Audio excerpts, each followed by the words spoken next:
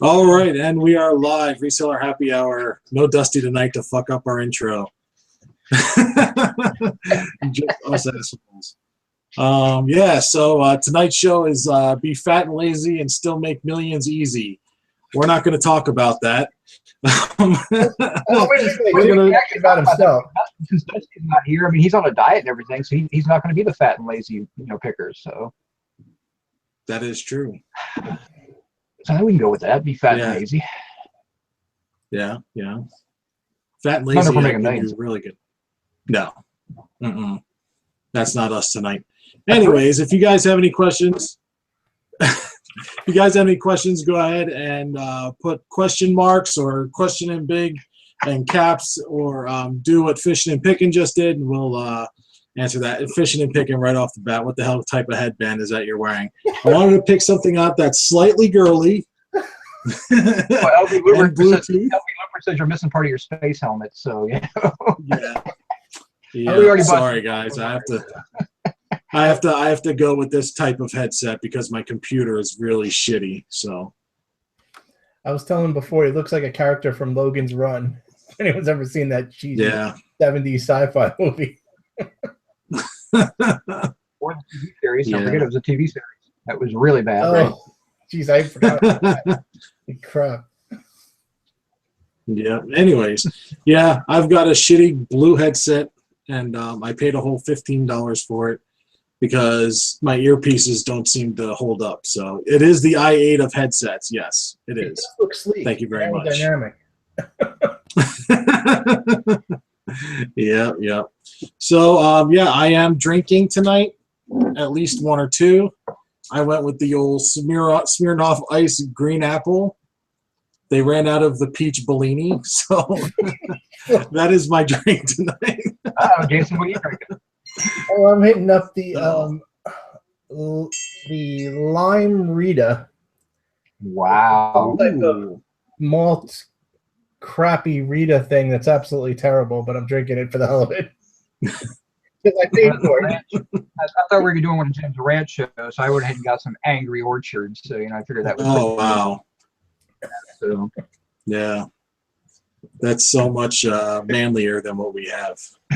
Jordan Flack, the food critic, commented.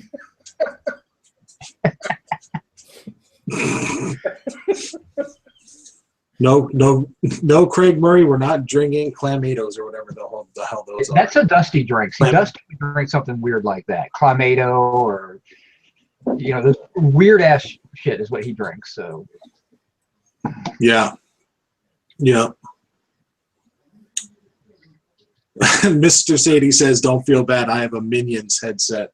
All right, I might go change out this headset because I'm feeling a little fruity with my drink and my big fat blue headset. If the headset's working, man, I wouldn't change it. So yeah, I wouldn't even move. Or no, so you don't change anything as far as technical setup right now because it's working right now. Jim's computer's like a set of rabbit ears back in the day. Oh my God, it's terrible. Hey, Jordan, haven't seen you in a while. Yeah, that's how. Anybody going to eBay Open? I got an invite.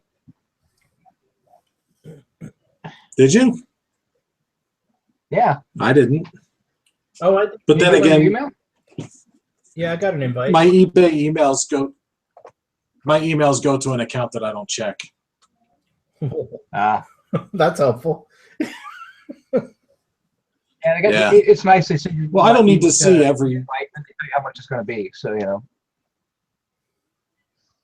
I mean, it's really not that expensive. It's in Vegas, so I mean, it's not terrible flights and everything. But I'm not going to go. So. You mean, Jim? You missed last month's 50% off listing coupon?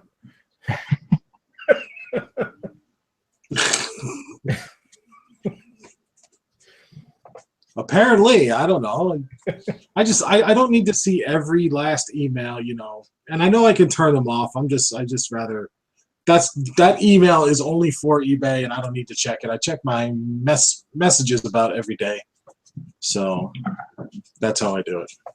No, I mean, I get all the emails, but I mean, I turn them all down. The only thing I get is I get solds, refunds, and questions, and then PayPal I get payments made. I don't even get that on eBay. So I mean, I just answer the eBay messages. If someone emails directly, I usually, you know, first of all, I doubt I even notice, and when I do, I just skip over it because it's several days old at that point. But Yeah. yeah, it's, I mean, Sorry, it was I'm a having pain when I was getting unsolds, because that was, you know, you get 100 unsolds in a day. That's a pain in the ass. You get 100 emails you got to flip through. So. Yeah. Everybody on the board, give this a thumbs up because we're going to need all the help we can get for this episode.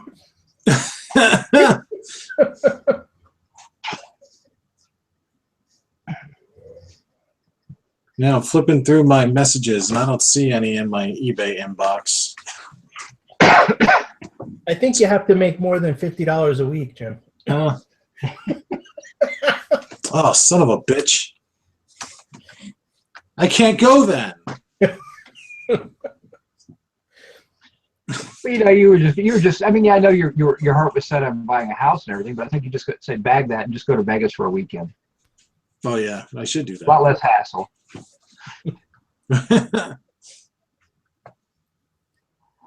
All right, Mr. Sadie's asking how our sales have been this weekend.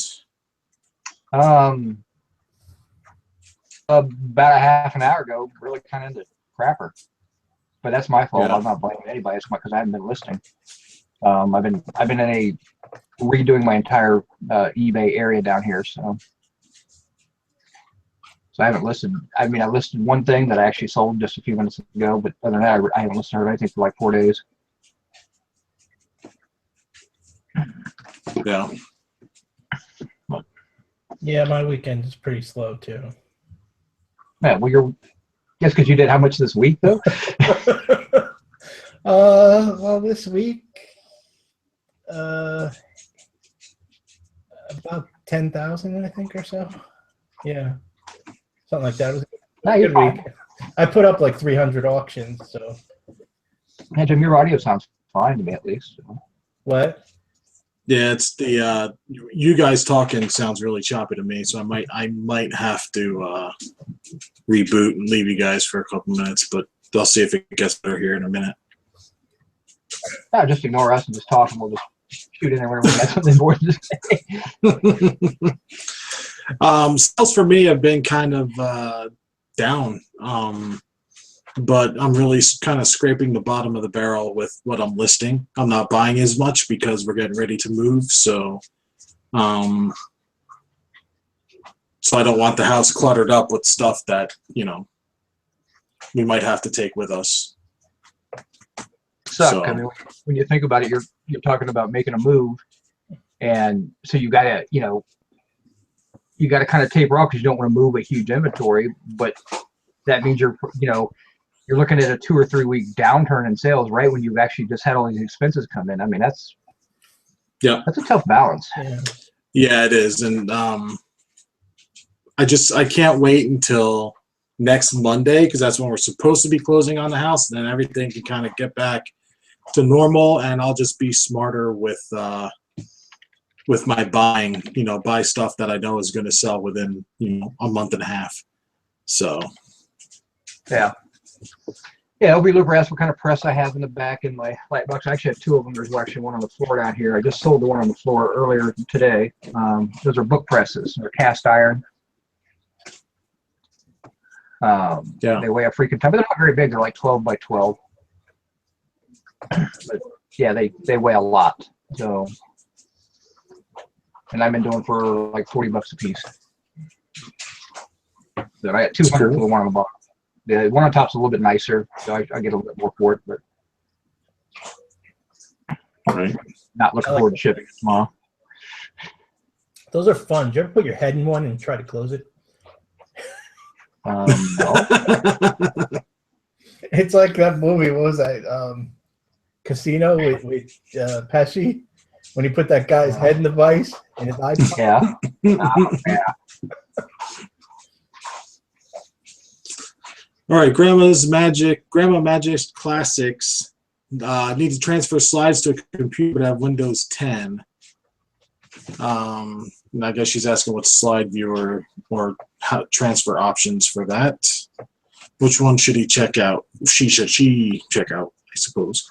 Yeah, it's that's hard. I mean, it's a lot of it depends on your budget. Yeah. It can be anywhere from a piece of paper on top of a lamp if you've got no money. The one I use primarily is this one right here, which is a phone to USB, and you can actually get it off of Amazon. It's like 65 bucks. Does a really good job, 5 to 10 megapixels, good enough for eBay sales. At least to put it that way. I know, Jim, you got what, the Ion? Yeah, I've got the Ion Pics 2 SD. It transfers to an SD card, and then you can plug that into your computer and transfer that way.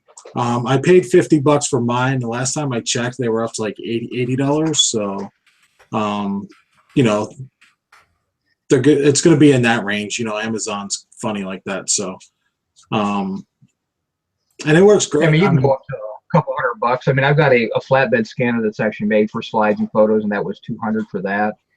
Yeah.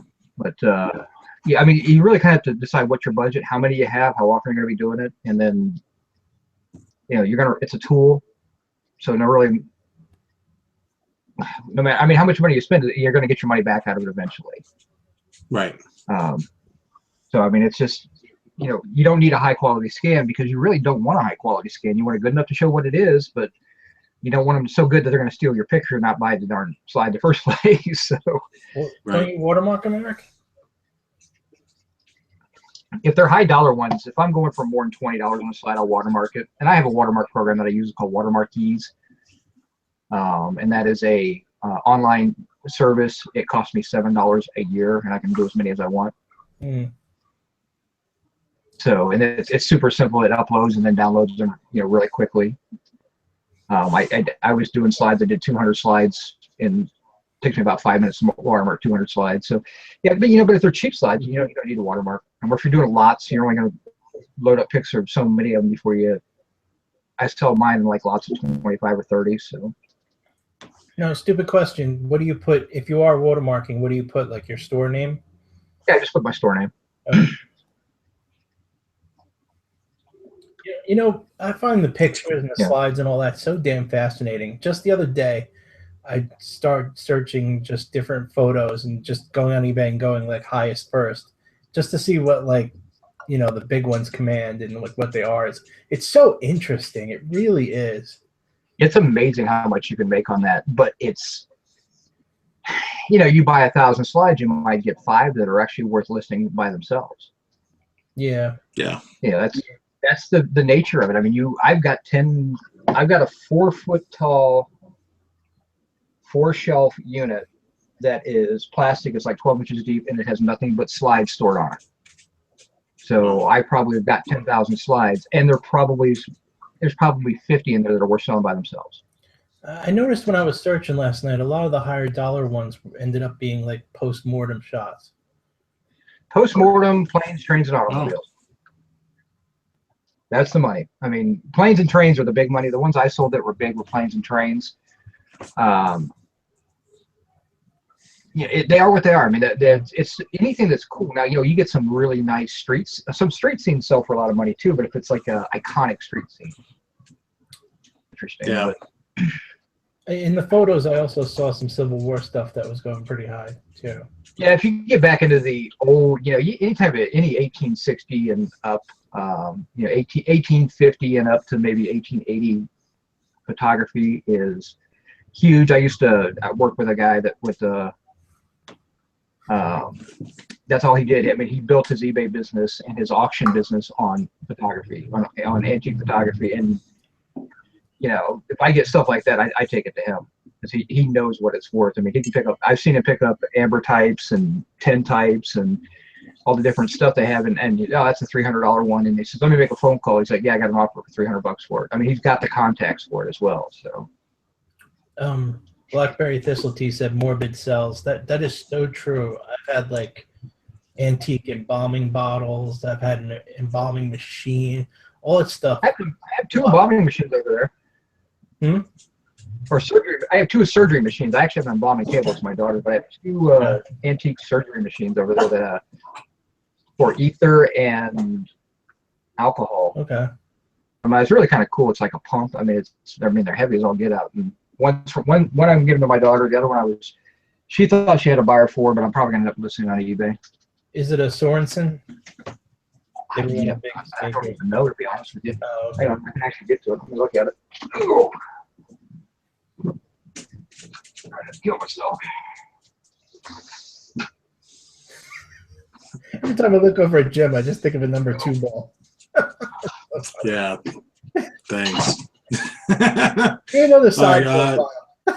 Yeah. There we go. Well, we're waiting on Eric. Grandma Magic Classics says she's a newbie to slides, so don't want to spend a lot. Not sure if I'm going to be good at selling them. The way that I look at it, especially with the Ion, the rank is so good on Amazon. If I buy it and I'm done with it and I'm not going to be using it for the foreseeable future, then I'll just list it on there as merchant fulfilled and sell it back to someone else. So it doesn't have to be yours forever. So Eric, was that okay? I have 2 of those, and it's actually got Thompson rotary compressor on the back. It's a suction for one and ether is the other bottle. Oh, okay. My daughter collects vintage and antique medical equipment. So I bought 2 of them, and I only paid $11 a piece for them. So I knew I was going to be able to sell the other one and get my money back for them. Oh, easily. And you got to ship it. Yeah. I mean, they weigh more than that book press, and that book press is by itself, it's like 60 pounds. So. Huh. You know, I have to. Jordan asked when the last time I sent something into Amazon.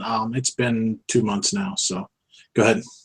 I just want to say, everyone's talking about your rant video. I'm not up to that one yet. I can't wait to watch it now. The last one was awesome. Yeah, I ranted with Ashley in the car, so that was your best one of the bunch. I mean, because the look she was giving you was just perfect. Yeah, she's good for that. But yeah, that's you need Ashley there as somebody to work off of. I think a little bit, but yeah. I told her that people like seeing her, and she doesn't get it. But yeah. Fishing and Picking really likes it. I said retard police, and I didn't blurt that out. Like I didn't cut that part out. But yeah, Jason, I was I mean, I disclosed what I had to go back and edit that out. But during the rant, I'm like going, yeah, Ashley makes this much money, and her grandma sent her a check for this amount, and Ashley's like, gee, thanks for giving up all my personal information.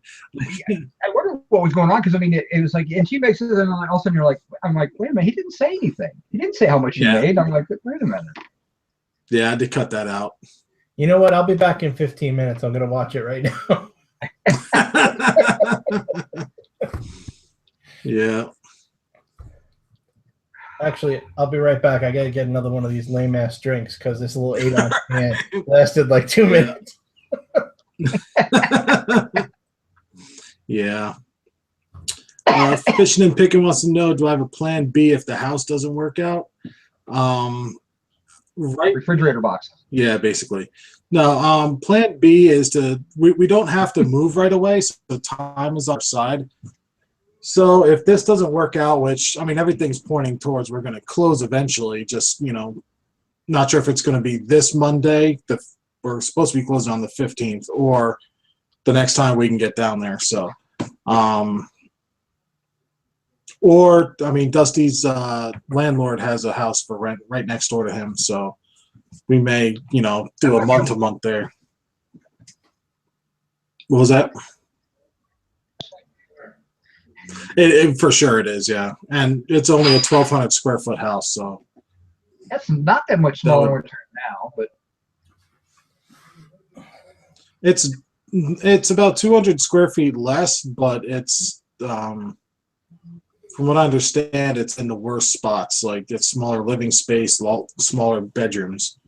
I could deal with a small kitchen, but. Yeah, but if you think about it, though, take out your office space that you use there, because it has a separate building for office space and everything there. I mean, you might actually feel like it's actually more space. You won't have your eBay stuff on top of you. Right. So, I mean, it's kind of I mean, I live in just under 1,500 square feet, but I mean, I live in 800 square feet. The other half is eBay and my daughter's part of the house. So. Right. Yeah. Someone mentioned LV Looper wants to know if any of those bird slides sold. Did you even get them listed? Sure. Yeah. No. That would be no. I haven't planned for all that stuff. There's a reason why I haven't listed it, and there's a plan for that. It'll all go up here. It's actually going to be going up pretty soon. But when you get as much stuff as I am, you have to prioritize, and I know the bird slides are not going to bring a lot of money. Right. And so I'd rather list things that are going to bring me a couple $100, and it's tough. I mean, I'm constantly buying and constantly listing, and things kind of get pushed off, and especially when it comes to slides, when you can buy stuff like that in such quantity. And I bought so much stuff at that auction. I mean, I could have stopped buying for 6 months and lived off that auction, but that's not the way we do our business. So I haven't been buying as much, so things are getting listed. I've sold almost everything out of that auction except the bird slides and pictures. I think I have one more projector to list. I just sold the last one like a week or so ago. So I mean, I'm way into the money. I've probably doubled or tripled my money on that auction already. And so it's just one of those things. I'll get to it eventually. It's not, it takes up this much space. I mean, the slides don't take up a lot of space. The bird pictures don't take up a lot of space. And you're not into those for a lot of money either. So it's not like. Oh, they're free to me right now. Well, yeah, true. Yeah. I mean, that's the way I look at things. I mean, once the auction gets paid for and I've made profit on it, then everything else in the thing is technically free. It's sitting there. I need to sell it, but it's not burning a hole in my pocket like I've got to replace that cash. That cash is already back into my buying fund, and I'm good to go on it. Something I wanted to talk about, maybe we could discuss this for a while. TJ Towns of Saints said, selling locally, and I think it's an RV. But this is the point I wanted to point out. eBay is dead for me. I hear a lot of people saying, oh, eBay's so slow. It's so slow for me. And I brought this up, I think it was the last video or the video before the daily vlog, is you can't sit around and wait for eBay to sell something for you. No. I mean, you have tools there to get your sales going. And, if it's slow for me, I run 40-45% off sales, sometimes 50, to get things moving. So wow, 50%. There's always something you could do. Yeah, I mean, I'm buying it so cheap. As long as if I could double up on it, especially, I mean, if I'm not going to make anything because it's so slow, why not just get rid of a bunch of stuff, put some more cash in my pocket to buy more stuff to resell. So And that slow eBay. yeah, that's all. Right now I'm running a 40% off sale. So eBay can be slow if you let it be slow. I mean, like I said, they're not running your sales. If you're doing everything, they'll cancel. So you're not getting some of the bumps there. If you're not listing, I mean, everybody knows that you got to list to survive in eBay. And it can cause major slowdowns. Get on a listing kit, go list 10 items a day for a week, and I guarantee your sales will pick up. Yeah. Put a sale on, put a 8% sale on or something. I mean, just do something different, and that'll definitely help. I mean, but you can't. Yeah, it's one thing it's nice sometimes to, like I said, I've taken this opportunity to not list, so I've got like 5 things to ship tomorrow, so it's not my normal 15 or 20 over the weekend, which. Yeah, I'd rather have the money, but I needed the time to redo my whole office space down here. And I'm to the point where I can work again, but I'm not done with the redo down here. So at least I can start working and listing again. But yeah, it looks pretty good. actually, I've got some stuff I unloaded from my truck in here right now that I was looking up, but you know, I'm able to actually work here, and then I got this whole area down here. Now I've got like a 12 by 12 spaces now, a clear work area, and then I've got my inventory that I'm trying to reorganize and figure out what's the best thing to list now. You know, I was talking about it a few weeks ago. I went through and listed a ton of Hawaiian shirts, and I think I listed 33 Hawaiian shirts weekend, and I've sold like 25 of them. Wow. Jeez. Was that time Yeah, of the man. year?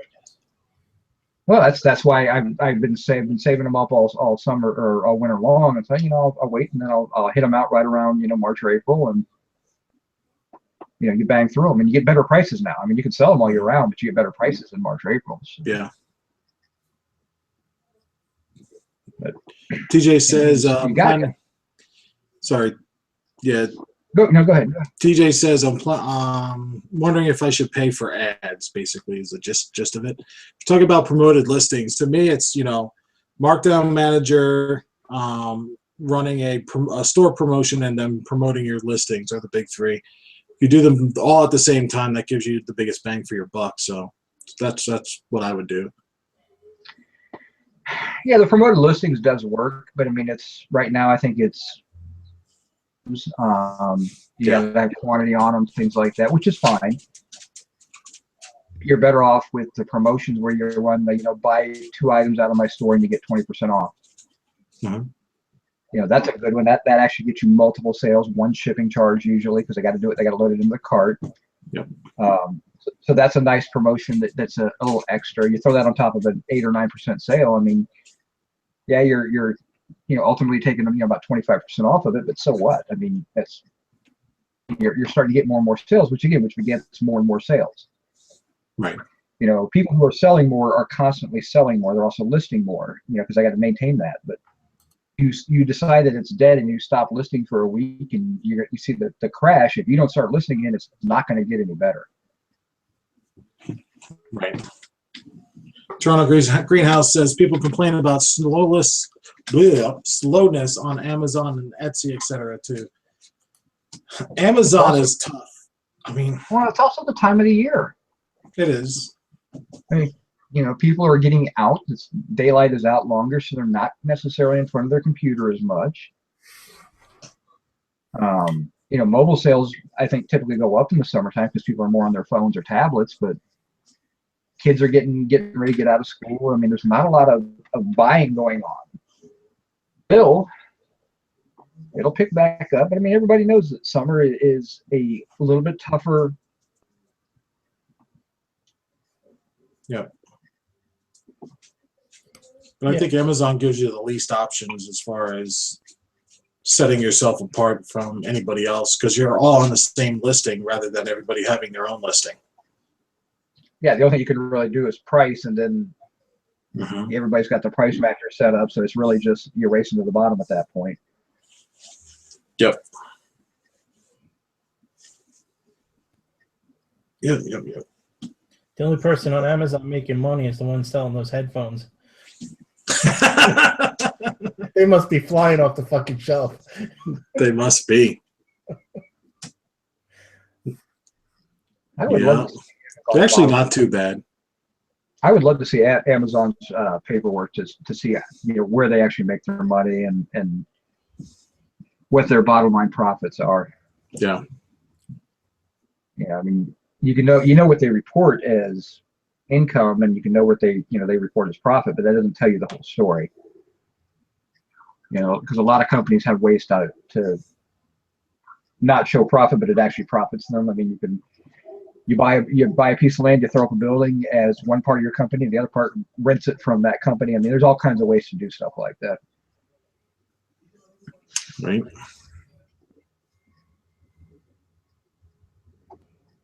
Hello, Toronto Greenhouse said, race to the bottom is only relevant if you sell the same stuff as everybody else.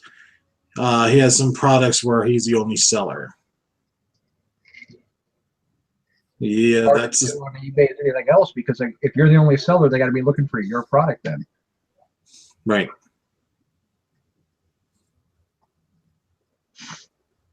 Yeah, that's the thing you have to think about there. I mean, it's one thing to be an exclusive seller, but if the product is something that nobody's looking for, or that you have to be a very specific buyer on, then it's no different than eBay. You know, it's no different than selling a cast iron book press. I mean, somebody's got to be looking for that book press. You know, you may be the only guy on Amazon selling it, but they got to be looking for it. Yeah, I always strive to be the exclusive seller on shit that doesn't sell. I got a few items like that. I'm the only one that owns that market, and it doesn't move. Yep, I think we're all been I've there. got some makeup that hasn't been made since the late 90s, and it's very exclusive stuff. It was like $15-18 for a tube of lipstick. You know, and I've been selling a piece here or a piece there, but not at the pace I thought I was going to sell it at. I mean, I've made way money on it already, but I've got a bunch of it. I'm like, I could have swore this was. But it is what it is. I paid like $15 for the whole box, and I've sold 4 tubes of lipstick out for $12 a piece. So. Ooh, Jim, we have a question. Yeah, I got a towel because it's hot as hell in here. Kemi James asks, do you charge sales tax? I hear a lot of what the profit is after cost of goods, eBay fees, shipping, etc. When do resellers pay their sales tax? New to this, just starting high school next year. Well, the way that works is all state dependent. Yeah, it's different. So if your state makes you charge sales tax on all sales, some states make you charge sales tax on only sales to people in your state, which is what Ohio, where I live at, is at. So yeah, there are some weird, funky rules, and you got to look at your state rules and figure that out. I charge a state tax on any sale here in the state, and it gets reported on my at the end of the year. When you get your sales tax number, you get all that information. Yeah.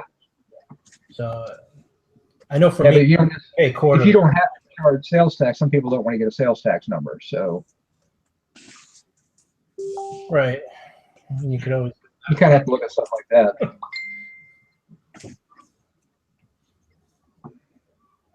But yeah, there's like I said, there's a lot of tax rules out there, and it's good to think about them up front. But if you're just starting out, it's not something you have to be that concerned with. Right. It'll just take some time. I mean, you'll figure it out. It's not hard to do. Yeah, you can actually set your business up to actually charge it. You can actually set eBay up, and when it's into your preferences, you go in and you can actually charge sales tax for this state or for all your sales, however you want to do it. Eventually, we're all going to have to do it. I mean, it's just going to get there. Eventually, every online sale is going to have tax on it. There's no way around it. Yeah, they've been talking about it since like '94. Yeah, but I mean, they're doing it a little bit closer and closer. Yeah. This thing is, the people who are going to start talking about it is going to be companies like Amazon. Yep. And stuff like that, because they have to do it because they have a presence in almost every state. So they're like, well, why is people selling on eBay and not having to do that? That's where it's going to be. Is Amazon's going to be ones behind those lobbying efforts because they want to, again, level the playing field for, more towards their services that they provide as opposed to being a cheaper price. Yeah. What's really hard. And if you do, oh, I'm sorry. Go ahead, Jim. I was going to say, if you do charge sales tax, make sure you pay it, because you get yourself in more trouble by not paying your sales tax when you're charging it than not charging it in the first place. Yeah. I was just going to add that, what else is kind of interesting is that eBay lets you put, the percentage in for what you're supposed to collect from whatever state you're in. But some states have certain counties that have a different sales tax percent. And right now we can't really figure that out. Right. Yeah, I mean that's the way it is here. I mean, up in Cleveland, it is a higher tax that they want to charge for sales tax than the state charges. The state's 6.5%, but Franklin County, where I live at, is actually 7. Up there, it's like 8.5 or 9. I can't remember. Right.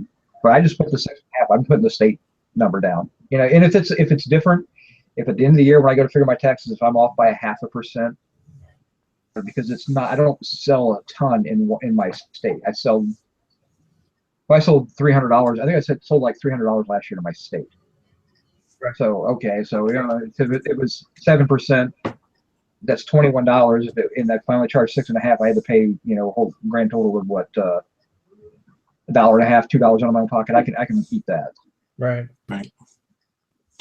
Around here, and I know Huntsville is the same way, but Raleigh, Durham, there's the state tax, the federal tax, state tax. Well, no, federal doesn't charge sales taxes. State tax, county tax, and then city taxes as well. So, yeah, you get 3 levels of fuckery. Yeah, just wait till they decide that they're done with all this stuff and they're going to start charging a VAT on top of the value-added tax. Yeah. Yeah. That's a pain in the ass. Because that makes the prices go up on everything. Yep.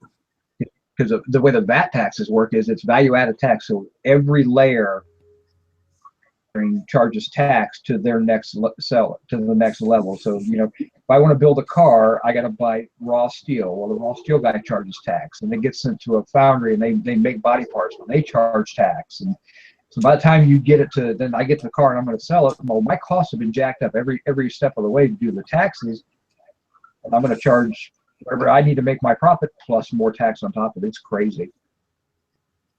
But they talk about that one as well as coming along, the VAT tax. Great. I hope I retire by then.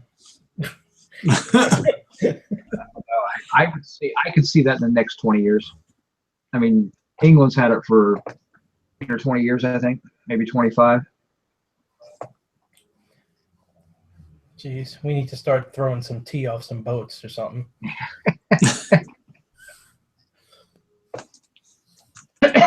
But yeah, it is. You pay your taxes now. Don't worry about it. You gotta. If you start out doing it right, you never have to worry about how it used to be. That's the problem with us old eBay sellers. Is like, I remember I sold like $30,000. Back in 1998. How the heck? Report that? Why would I need to report that? But now you gotta do it. I do it every year. I report it. Yeah. Cammie James again. Do you recommend a YouTube channel for a reseller on eBay? Does it help sales in your store? I guess they're asking, does it help for you to have your own eBay channel to boost sales in your eBay store? YouTube channel to boost sales in your eBay store? No. That has nothing to do with one or the other. If you want to talk about learning channels, there's lots of learning channels out there. Obviously, Dusty and Tristan and Alabama Pickers, the Reseller Happy Hour that we've done shows on, and Jim's channel and everything like that. But there's a lot of good YouTube sellers out there. Stay away from anybody that makes you think they're a car salesman. It's that simple. If they promise you to do, they're going to show you some way to make big money fast. Those are the ones you shouldn't watch. Right. This is not an easy job. And Thrift Daddy said, no, don't start a channel. It's just a distraction, all in big caps. It was actually more like, no, don't start a channel. It's just a distraction. Which is true. Don't get yourself tied up here. Later. unless you want to, come up with a unique spin on what you're doing that some other people may take up an interest in, then go for it. But if you're just trying to show pictures of what you're selling currently, you're gonna have to put up a video about that item and then pull it down when it sells, and it wouldn't be worth it to do that. It's not going to bring enough traffic to your Yeah, and again, take everything that anybody tells you with a grain of salt, even us. Right. We're just a couple of idiots on YouTube that have been doing this for a while. So you don't take our word for it. Go out, figure it out, do it on your own. You can come back and say we'll give you some good advice. We'll probably give you some bad advice. That's just us. But everything that you see, especially on YouTube. I mean, I have that conversation with my son all the time. You just, it's like anything else. It's like on TV. Don't trust everything you see on TV, because this is a job that you can actually pick up and learn and get very successful just because it's easy to do. You repeat what works for you. Or if it doesn't work, because believe me, we've all got garages full of crap that didn't work. you know? So you got to learn. You got to do a little trial by fire. Who the hell is Eric talking about? Maybe because I could actually see I don't have any my garage style full of there. crap. How long did that storage shed, our storage unit had, stay full of what was that giant cast iron thing? Yeah, but it wasn't. You had for how long? Okay, wait. How much did you sell it for again? $5. And the storage unit cost you $100. And how long was it in the storage unit?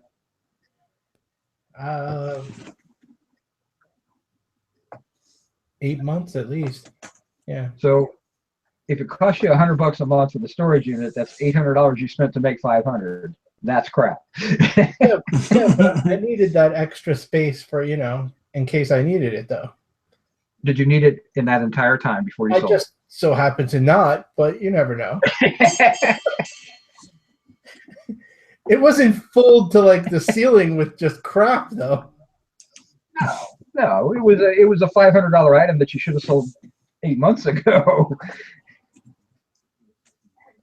I mean, true, but at the same time, I bought a lot more than just that one machine, so I made a lot of money.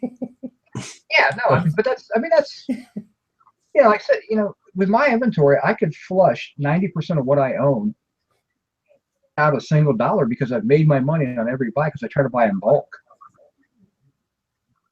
My days of going to the thrift store and buying one item here, one item there are very limited. I do it if I'm shopping. If I go out and I'm like, hey, I need to, my son needs some new clothes or something like that. So I say, okay, I'll go to the thrift store. And while I'm there, I'm like, okay, I'm going to spend $30 on him. I'm going to try and make $30 off the thrift store. Right. Wine church or something like that. But for the most part, I try to buy at auction. I want big lots. I want a lot at the auction. I mean, I just spent 160 at the auction on Thursday night, and I've got a potential. I have a train going by. I'm going to guess in the neighborhood of Is that someone's $900 stomach? to $1,200. It sounded like someone was hungry. No, there's a train going by here for some reason. So Oh, jeez. we have a train track. It's not like I'm baffled at why there's a train close by at this I hour. thought someone was either really hungry or like a Scooby-Doo ghost was in the house. And my mailbox is still back there. I haven't relocated and finished everything because I got a bunch of stuff to move around and everything. Still, it's still in the process of changing out the shades and everything. So. And I do want to add, my storage unit is full of crap right now because of Eric, actually. I was almost set to close that unit down. And the little Eric Angel was sitting on the top of their shoulders going, no, $10, buy it all. Buy it all. Oh, man. I had to haul that crap out of there. I was cursing you every step, man. Well, if I knew you didn't tell me you're going to buy it, I would have told you, if you buy it, I will come up and I will give you your $10 back. You just take it to someplace and I'll come up and pick it all up. I would have done that. So, because you know how much that stuff's going to be worth in the long run. No, I'm sure it's hopefully good. I mean, if you sold every one of those dies at $10 a set, what, $1,000? Yeah, I'm sure it's good. I'm just busting your chops. Yeah, I totally wouldn't have gotten it if it wasn't for you pushing me. Because I didn't want to make another trip all the way back to the auction house again. Well, I mean, but you had to, because you left some stuff there anyway. You're making the trip anyway. No, I was going to leave that stuff. It wasn't that good. No. Yeah, but that's the type of stuff that it's going to keep paying you. It's going to take you a year to sell it. Yeah. Just because of the quantity of everything else you bought at that auction as well. I mean. All right, Bronny Brook Picker asked, Jim, you ever run into Prof Sales in North Carolina? No, thank goodness. I can't watch his videos because he's so boring. I've never seen a guy get such a strong hard on over Excel spreadsheets. Like it's just like, oh, look at this, look at what I can do. Like, oh my god, guy needs to calm down about jeans and Excel. Yeah, he's down in Charlotte, and I don't go down there that much. So I actually like his Excel spreadsheets. They're pretty cool. You I've would. never watched him. I like Excel. Looking at that. I mean, I don't mind. I don't mind. I mean, everybody knows I don't mind manipulating numbers and looking at the bottom lines and everything like that. I mean, that's my brain thinks like that. So, I mean, I might be interested to it, but I could probably watch a show or two. But if that's all he ever did was show spreadsheet numbers, after a while, I'll be like, dude, I can do this. So, I mean, Yeah. And you gotta like jeans to watch him. I love jeans. I love selling jeans, but jeans prices have come down so far, it's almost not worth selling to me. $15 for a pair of Yeah, jeans. it's not worth it. And it's padded flat rate to mail, so you're out $6.30, so you're only making $9 on a pair of jeans. That you had to buy. So say you Thrift daddy call. I mean, if you buy them in bulk, you get them for what, $1 a pair. That's pretty funny. What? What Thrift Daddy said. Prof AdSense. Yeah. I was gonna read that. Yeah. Yep. But I mean, if you paid $1 a pair, that's fine. You're making $8, and then after fees, you're making $6 on a pair of jeans, which is okay. $1 to $6, that's good money. There's nothing wrong with that. I mean, that's turning 500-600% profit. But $6 sales, how many $6 sales do you need to pay your rent? I mean, that's when jeans were selling for $25 and $30, it made a whole lot more sense. Yeah. But because the jean market is flooded, it's down to $15. I mean, I think he's good at what he does. It's just that me personally, I just can't constantly watch clothing in general. Yeah. Just it kind of just bores me, to be honest with you. I love selling unique clothing. It's just like anything else. That's why I like Hawaiian shirts, because there's very few. I don't think I've ever had the same Hawaiian shirt, either pattern or design or maker or anything like that. I mean, I've had same makers, but not same design. So, I like unique things, and they're always kind of fun. But selling blue jeans, which I will do, and if I get the right price on them, I got a stack of 11 of them I need to list. But it's not as much fun. It's something. But again, clothing, it pays the bills. I mean, it just bores me. Even Jim will put up a video with some clothing, and I'll shut that shit down. This sucks, man. Yeah. And you could tell that I hate doing it because I'm like, here's another fucking shirt. What do you care? That's the way you should be handling that type of stuff. You should be saying, it's just I sold another shirt. I sold another pair of jeans. There's nothing special. That's a boring video to watch. Mm-hmm. I sold a cast iron book press from 1897. That's an interesting piece. That's the more fun stuff, and that's the stuff I'd rather see on YouTube. People talking about is the fun stuff they're selling, the interesting.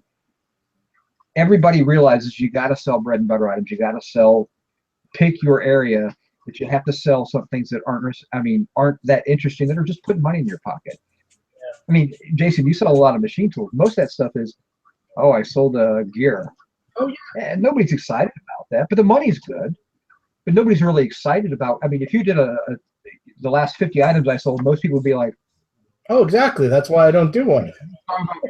Some more. I can't get it. But your business allows you to sell that, but your other store, stop.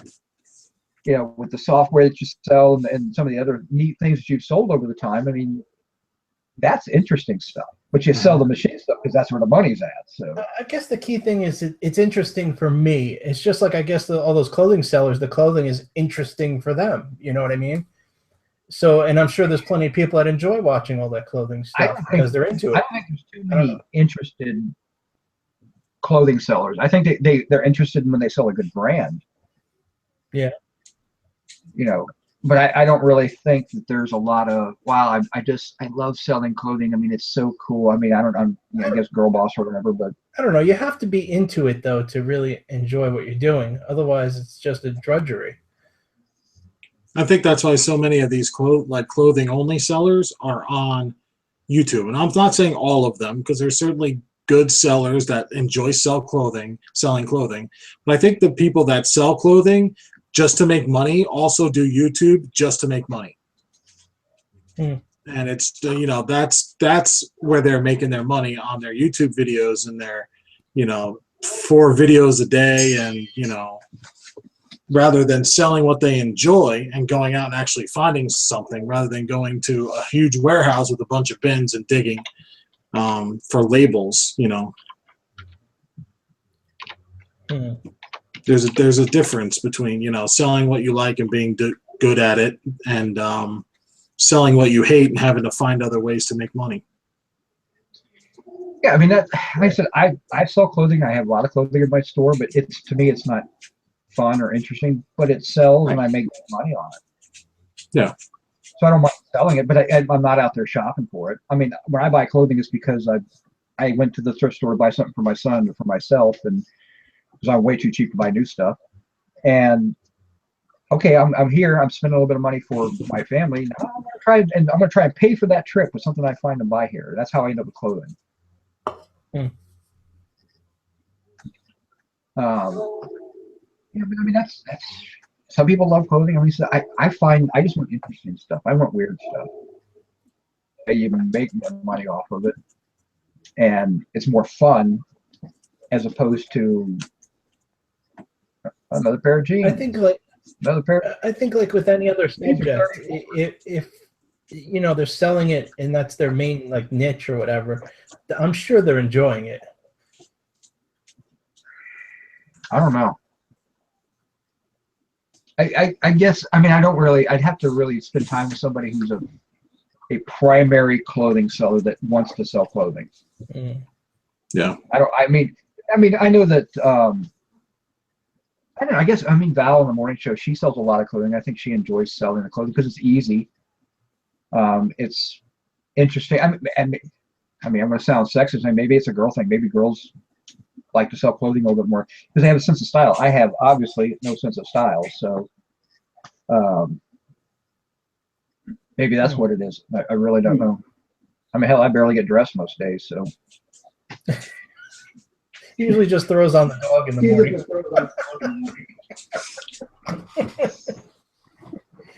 Pretty much. I mean, throw a pair of sleep pants on and a t-shirt. It must be I'm at work, I mean, that's the fun thing about it. It must be good to have a dog the size of Marmaduke. All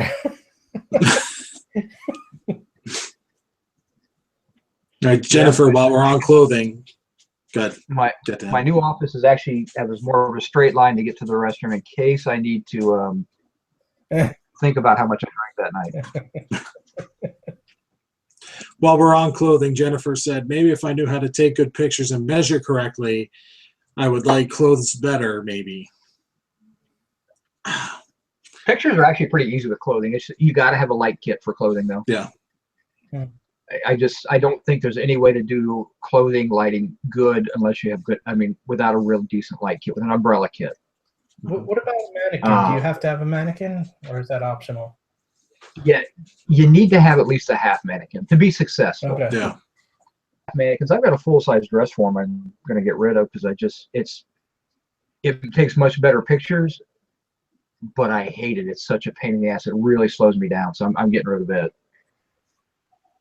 That'll go up on eBay because it's cast iron and it's old and it's cool. But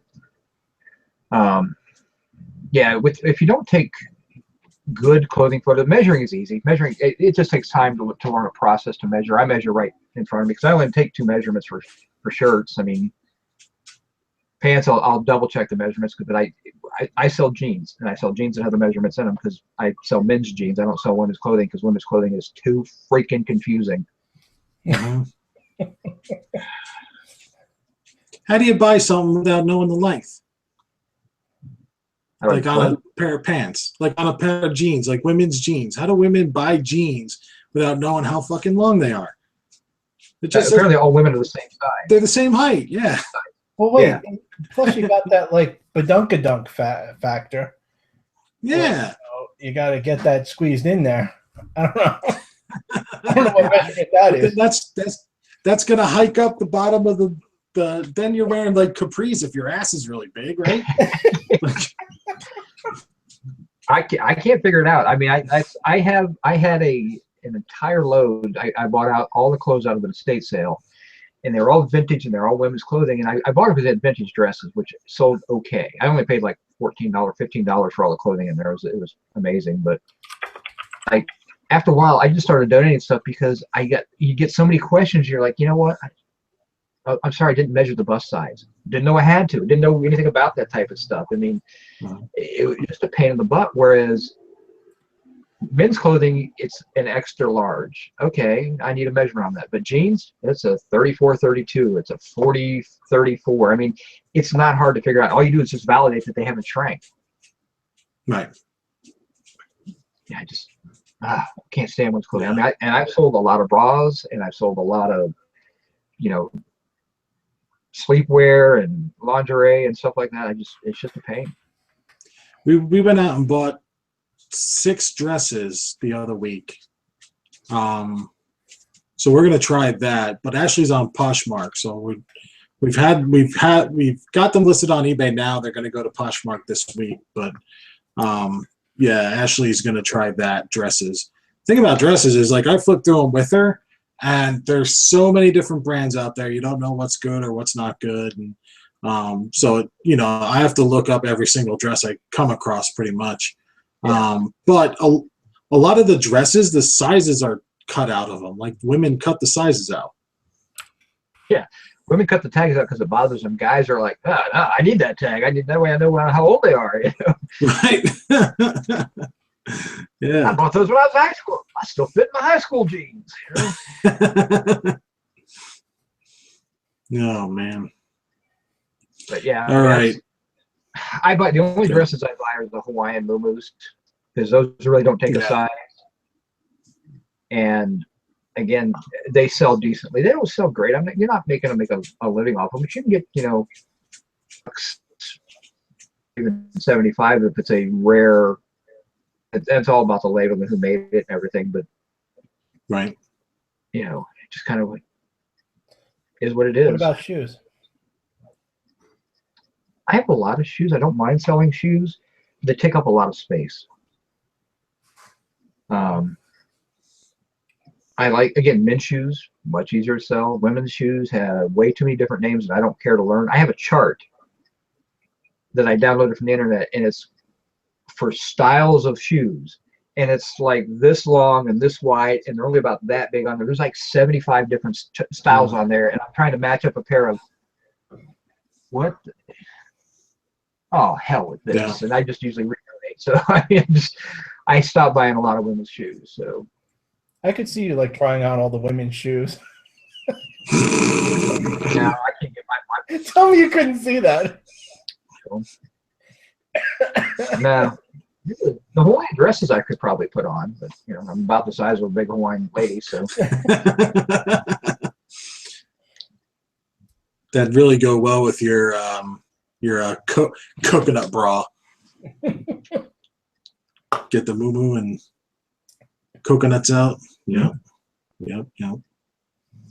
Don't worry, Cammy. But I mean, if you got jeans at a good price, it's all about what you bought them for, not what you sell them for. If you got a good pair of jeans and you paid $1 or $2 and you can sell it for $15 or $18, you're going to make good money off of it. Yeah.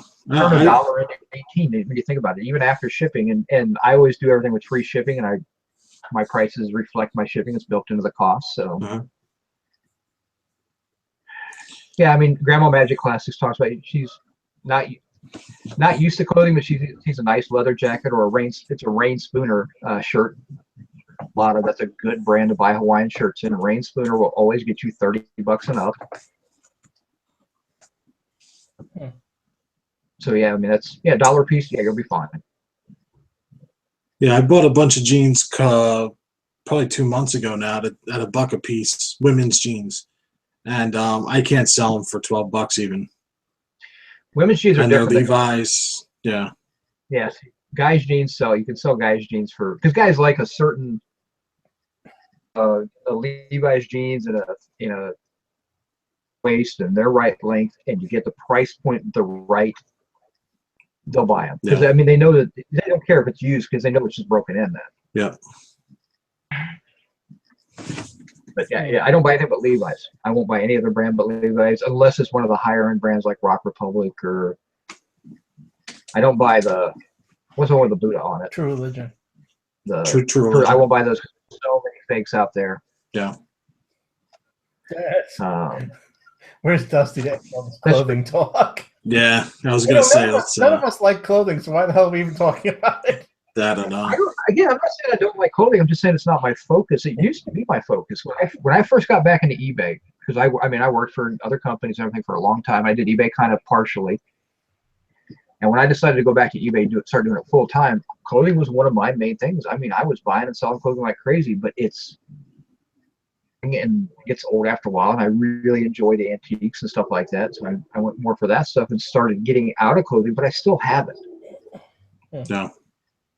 You know, Dusty doesn't sell any clothing. Jason doesn't sell any clothing, but I mean, Jim and I both do. But you guys, I think Jim, you sell more clothing than I do. you guys also sell in the adult category?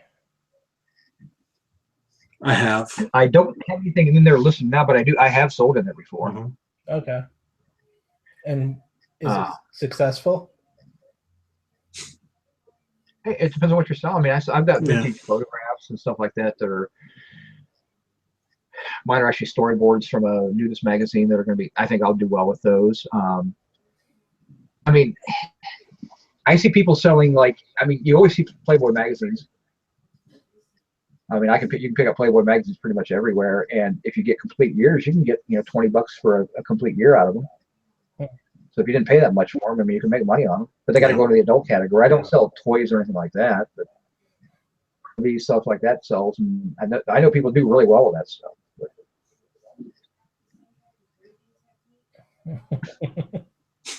Jeez, has 1,000 pink dildos to flip. There you go. Jason's asking for a friend. That's what he's doing. Yes, it's the friendly asking. Yeah. All right, let's see. Dave Willoughby, how do you make money on YouTube videos? We're not really supposed to divulge that or how much we make or anything like that, but basically you put ads up, and then there's, just like Cassini, there's certain, how much of a video on average does a YouTuber get their subscribers to watch, and how many views do they get, all that kind of figures out how much you get paid per ad, and it's just. You did 2.4 million last year, right? I did not. I thought you were going to say 100. Yeah, and I didn't even do that much. So you make pennies on a video. I mean, it's all about, and that's why if you've noticed, YouTubers out there pumping out, sometimes 2 videos a day, and that's because they know they're only making pennies on the video. And can you make a living off of YouTube? Not unless you get into the thousands of subscribers. Your average YouTuber's probably got 1,000 subscribers, maybe as much as 20,000. Yeah. But it's one of those, you can make money, but it's not really worth it. I mean, the time you spend definitely doesn't compensate for you. I mean, you go work at McDonald's and make more money than you will at YouTube. I think eventually it would get there, but I'm still not at a payout a month. You've got to hit that $100 mark to get a payout, and I'm not even there yet. So no one watches the shit show. No, nobody watches me. No, why? I look like a fat raisin. I have these faggy blue headphones. You got that piece of tail behind you. I got a piece of shit in my videos every week. Oh, this is nobody like watches the bottom me. of the barrel of the YouTube video section. It really is. Yeah. Really is. Yeah, Corporal Coleco says he's got 4 channels. He makes about $100 a year. I mean, you don't do YouTube to make money initially. You do it because you enjoy talking to people and having fun and showing people, weird, crazy stuff. And if you get lucky, I mean, the way you make millions is if you become a viral provider and you get, you know, a million subscribers. I mean, think about your average what's on YouTube. There's an ad at the beginning, there's an ad at the end. And I think they said that some of Taylor Swift's videos, like she got the top one and two videos. They had like 30 million views last year. Yeah. Yeah, she's making bank off of YouTube. Yeah, we just do this for fun, guys. I don't get anything because I don't have my own channel. Jason does. I mean, our channel's have got like 2 videos on it or something, and that's mainly because I needed a place to put a video to upload it somewhere else. So yeah, me too. It's just yeah, I don't want to make money off of you. I mean, I guess I can't say I wouldn't want to make money. Wouldn't make money. I don't want to put the effort into it. I'm a fat, lazy, trying to make my millions off eBay sellers. So. Yeah. yeah. Dave Willoughby asks, does it help if I watch the videos that watch the ads that interrupt the videos? I normally skip those as soon as I can. I really have no idea. I don't know if you skip a video, if you X out of the on-screen stuff, if that hurts or what. So, yeah. They don't break it down like, you know, like that in depth. So I have no idea. And Doc's Discount Deals, quick question offhand. Would it be cheaper to ship a dimensional 26 by 16 by 8 13-pound package to Hawaii via UPS, USPS, or FedEx? You're screwed no matter which way you look at it. Yeah. With that dimension, yeah, you're going to get hosed. The weight is not going to be the issue. They're going to hit you with the dimensional weighting. You're probably going to pay for like a 25 or 30-pound package with that size because you went over the 24 inch. If you get that under 24 inches, it would probably make a difference. Or if you can shave the 8 down to 6, just take 2 inches off of one of those dimensions, I think. Yeah. It's going to be tough. I mean, my guess would be FedEx would probably be the cheapest there. I don't know why. FedEx and the post office are going to be close. Yeah. Because I mean, the post office is going there every single day with you probably more than one load, whereas FedEx might only be taking one plane a day. I mean, right. Run the numbers and see what you get. I don't know about. I mean, UPS is really close to FedEx in pricing, but it's kind of a pain in the ass. Well, I think what's going to make UPS more expensive is you have to go off-site to buy it. You can't buy it through eBay. Yeah, you can. Well, you have to set it up, but if you don't normally, like... Yeah, you got to set it up. And yeah. Dimensional weight is 24 pounds. Yep. Yeah. Now, Jason, I'm not reading that. Stop. I'll be right back. Hold on. If you took a 26 times 16 times 8, I mean, you're looking at 52. You're actually under the dimensions for dimensional weighting according to the post office, which is if you go to a large priority package, you're talking 120 inches you can be. Or you're right at 120 inches. It's your 26 times 4 then plus 16. So you should be able to actually ship that as a 13-pound package. You just don't put your dimensions in for the post office.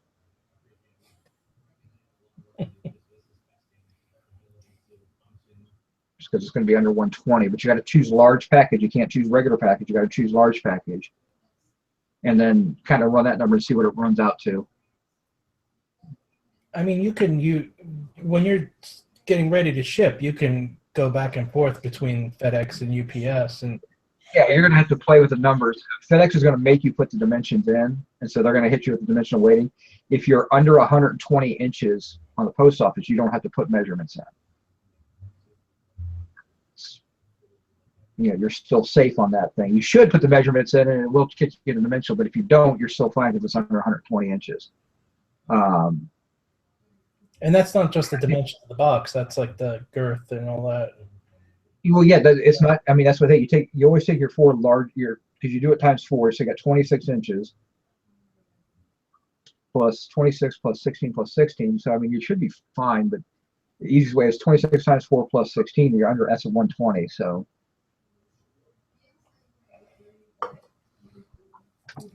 I don't know. I mean, it's going to Hawaii, you're going to get screwed. There's just no way about it. I mean, The islands are tough. Yeah, that's a tough one. Yeah. It's even worse when you're living on them.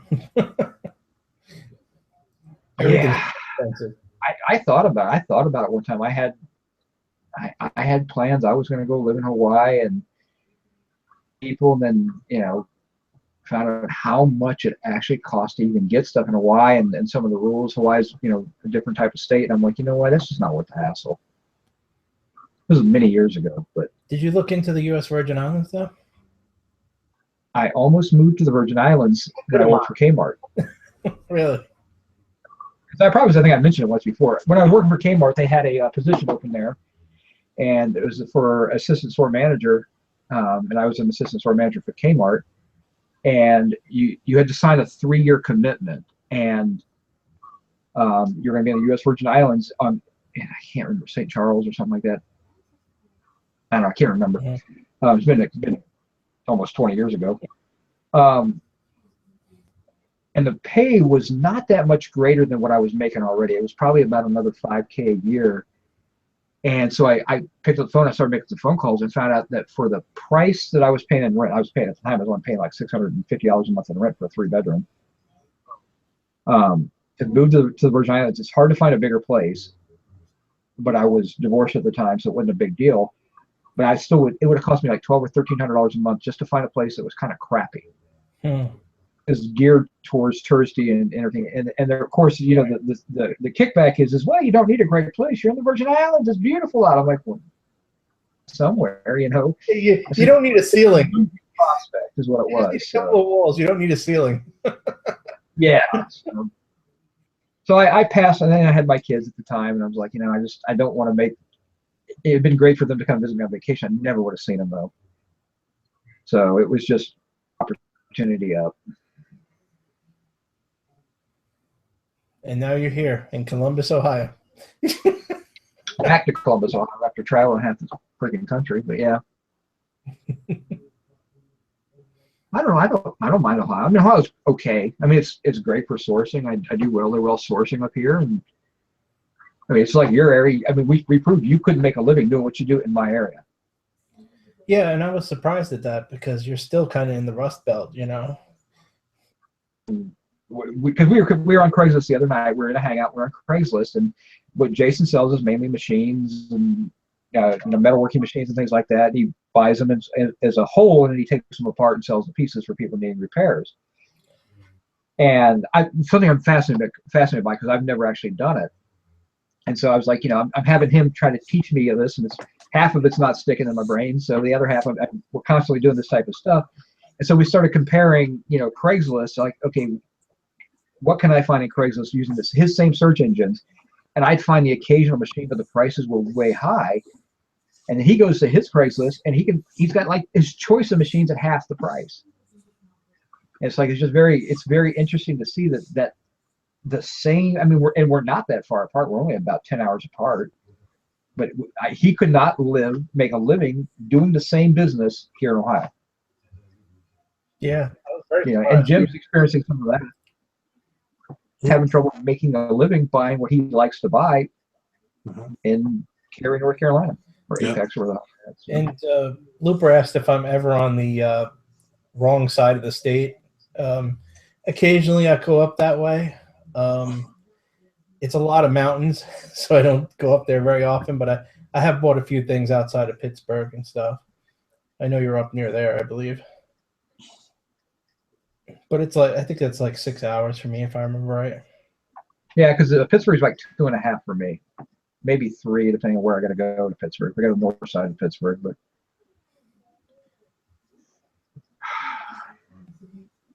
it's an interesting.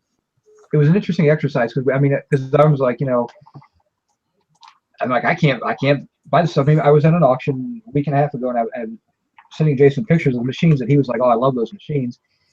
Should pay for them, and I couldn't even touch them for what he would have liked to have paid for them. Now he could have gone a little deeper because if he had been there, he would have known exactly what he was getting. But it's like, you know, that's drives me crazy that I can't touch that type of stuff because I know he does really well with it. And it's like, well, I'm not or anything like that, but I'd be like to be able to find those things in my area and pick up on them and make some money on them. But I'll keep looking, and I'll stumble across a machine probably sooner or later, and I'll probably break a finger trying to take it apart or something. But what the hell is going on in the chat? Oh, I have no idea. It's been running in left. They're apparently building a reseller MMA fight card. That is like I sit back down and I read the chat to catch up. I'm like, what the hell? I did all my fighting when I was younger. I don't fight anymore. I only got into one fist fight ever. I caught shoplifters from the time I was 23 till when was the last time I really worked on catching shoplifters? That would be probably 2006. So 17 years of catching shoplifters. Yeah, that's a lot. Oh, and just for the record, the furthest I've ever driven to pick up inventory to the west would have been Indiana. Yeah. And to the north, I've gone as far as Maine. Damn. But if I'm driving that far, believe me, I'm buying a lot of good stuff. Right. Yeah, you got to kind of decide how far you're willing to drive for the quantity. I mean, if you got a chance to pick up a machine that's going to make you $5,000 hours, you're probably making that trip. Yeah. I mean, that's just common sense. I mean, someone says, "Oh, if you drive 10 hours one way and spend the night and drive back, and you're gonna spend $500, but you're gonna turn that into $5,000, is anybody gonna turn down that trip?" Hell no. Aside from Dusty. Oh yeah, Mr. 30-mile radius limit. He's like a Domino's pizza delivery guy. Yeah, I can't get there in 30 minutes. I ain't buying it. It just absolutely kills me when he does stuff like that. I mean, we'll be sitting there in the hangout, we're looking at an auction, and I'm like, "Damn, dude, that's worth $300 or $400." He's like, "It's too far away. I just don't think." I'm like, "Oh my God, it's 45 minutes from here." It's a 42-minute drive. Yeah. I mean, come on. Yeah. I mean, granted, that truck is probably like 6 miles to the gallon, but He's got he's got an F-250, which has the same motor that my F-150 has in it. It's 4-wheel drive, just like, actually, yeah, I think his is 4-wheel drive. It might be 2-wheel drive, which would be better. So you get 12 or 15 miles a gallon. You don't worry about stuff like that when you're going to make that much money. Oh, that's not a big deal. Then I thought he was getting like 6 or 8 miles a gallon. No, he's probably getting 14 or 15. Oh, I get 15 in mine. What an ass. Like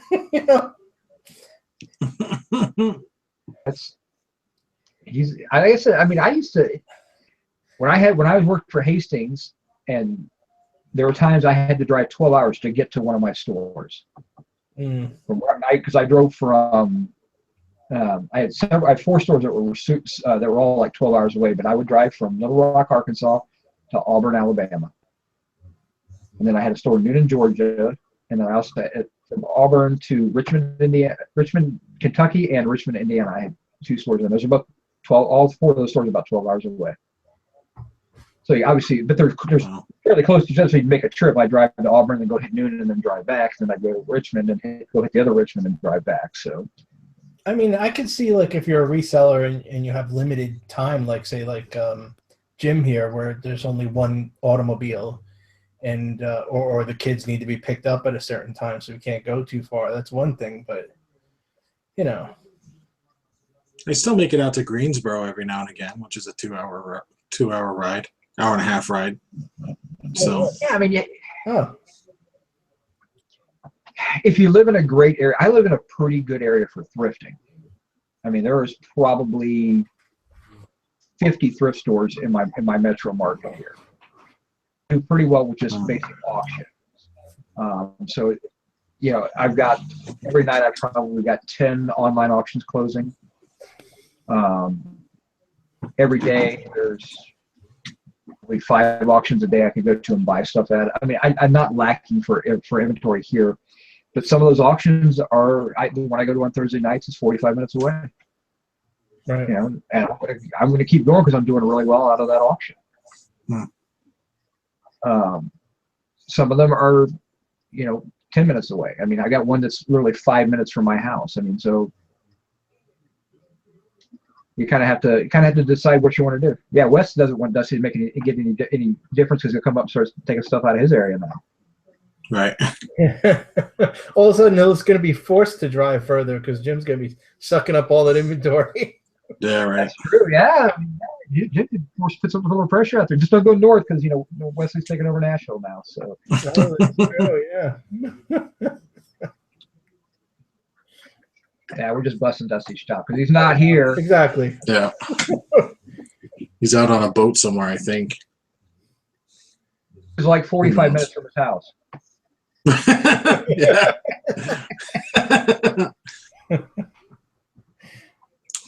All right, Batter's Box Films. I know you guys talk about pride in your shipping. Do you think it's unprofessional to send patches, beer koozies, and pinbacks? Sending first class is $250 for a 3-ounce package. I think I thought it was $251 for first class. I think he's saying without tracking. Oh. With tracking a package up to 4 ounces is $261. Up to 8, Yeah. from 4 to 8, it's $277. So, Mhm. yeah, if you're going to send, if there's nothing unprofessional about sending something light, that in a padded envelope, something like that, I would probably send in a padded envelope. Mhm. But I would still have the tracking on it. But I would still, up to 8 ounces, you're only going to spend $277. You're talking about 27 more cents to send it as a package with tracking. You'd be better off with that. Plus, it'll help protect your eBay account. Right. No, I forget. So yeah, I wouldn't do it any other way. But You can't. you've got a separate account that you were selling ads on, which is just paper basically, that you weren't trying to maintain a top-rated seller status in. Right. So I mean, if you're not worried about getting top-rated and getting the discounts or something like that. Yeah, I mean, it's a good idea to, that's what I would do, is start up a second store just for that kind of stuff, if you get enough of it, to do a second store. I bought two whole lots of National Geographic magazines that I tore up for the ads, so that's why I have that store.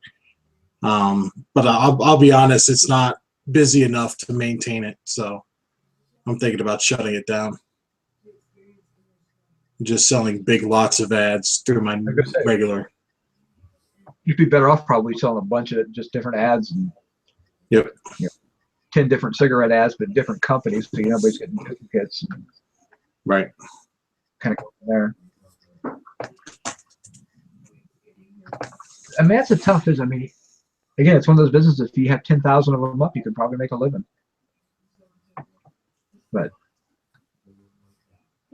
that's 10,000 pieces of paper you're gonna have. So Right.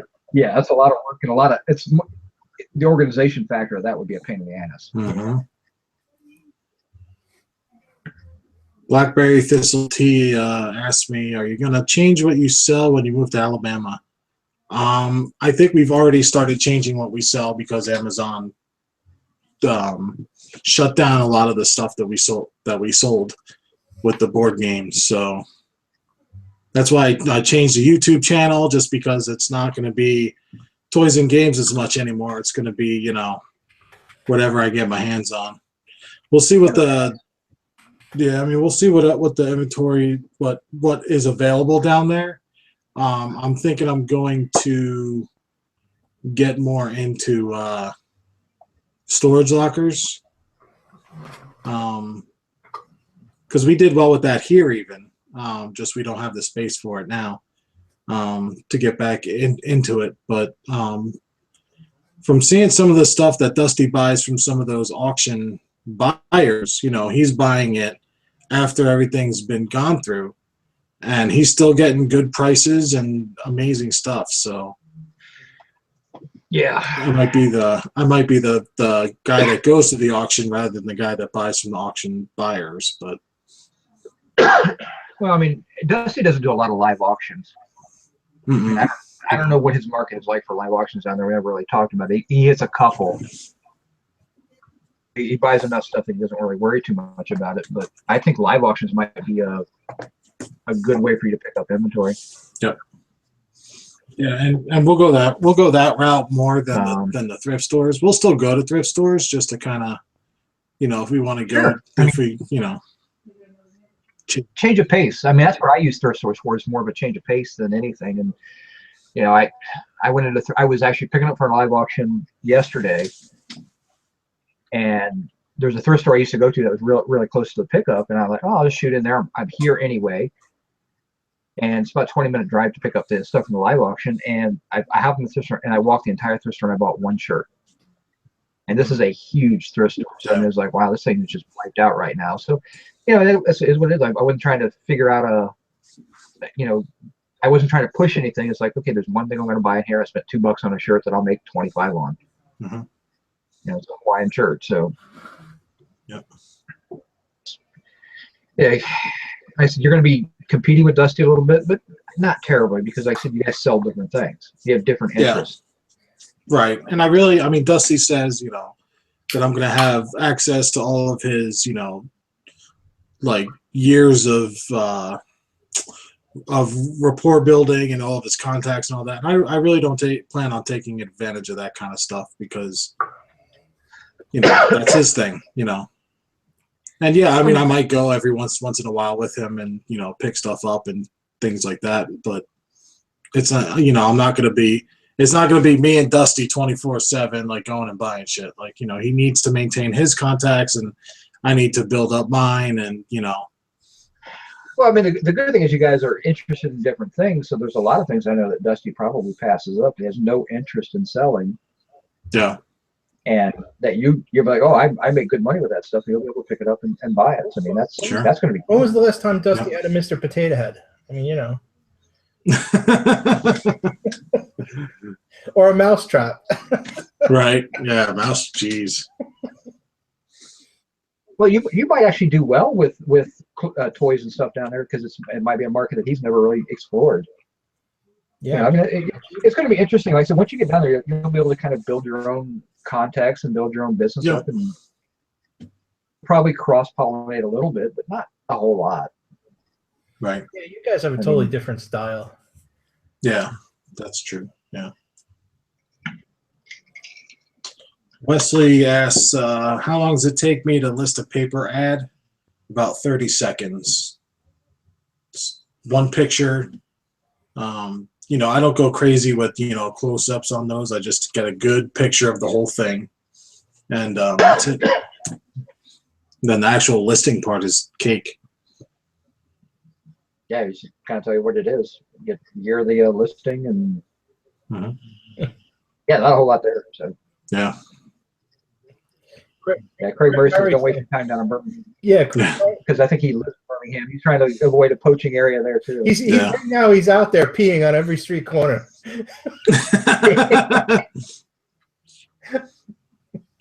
Well, I mean that's one thing I like about where we're moving to. Barryworth, that's funny. There's a lot of, you know, smaller cities, or maybe larger towns is a better way to put it, where there's, you know, 5-6 thrift stores per town that I can get to, you know, within an hour or so. So Birmingham's about 2 hours, I think. So that'll be a little bit. We won't be going down there on a regular basis, but I'd like to hit it a little bit. So when you do the new show down there, are you and Dusty going to be like in the same room? Maybe I'll bounce him on my knee. I was going to say, I think Dusty was going to lose all that weight to be able. You actually just need to put your hand up underneath the shirt. You can move it. whichever way you want. Just wear a glove. Yeah, right. But, yeah, I mean, I think it'd be interesting. I mean, so I've never really worried about telling people where I buy stuff or anything like that because, quite frankly, I don't really care. I'm not losing on anything because I know what I'll pay for it, and if you pay more than I'm willing to pay for it, then you win. Yeah, it doesn't matter. I mean, for me, I buy stuff and it's constantly changing. I don't have like fixed locations like some of you guys. Yeah, you're running around. I'm constantly at whatever either auction is good, whatever estate sale is good, or whatever's on Craigslist. So it's not. I don't really have any fixed places other than like one or two small things that I just go to once in a blue moon. It's nothing. But yeah, I mean, I said, I go to, there's an auction house in Newark I go to, there's one out in Columbus or Groveport I go to. I said, I get online, there's a lot of local online auctions for, they're different companies, but they're all under the same software. So you want to get on there and bid against me, be my guest. I mean, it doesn't bother me. If I don't want it, I don't want it. Right. Yeah, but I'm also pretty cheap, so you're probably, if you were willing to spend a little bit of money, you could probably beat me out on most things. Get locked into anything where I've got to have it because I know I can make X amount of dollars on it. Yeah, I forgot about online auctions. I mean, I don't really do that many of those. So. I mean, yeah, it's better if I can get it cheaper, but I'm not too worried about it.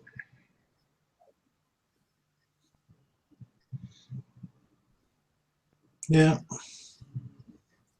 Blackberry Thistle T said, "Don't forget about Tennessee. Lots of good picking across the border." Yeah, we plan on getting up there too. So.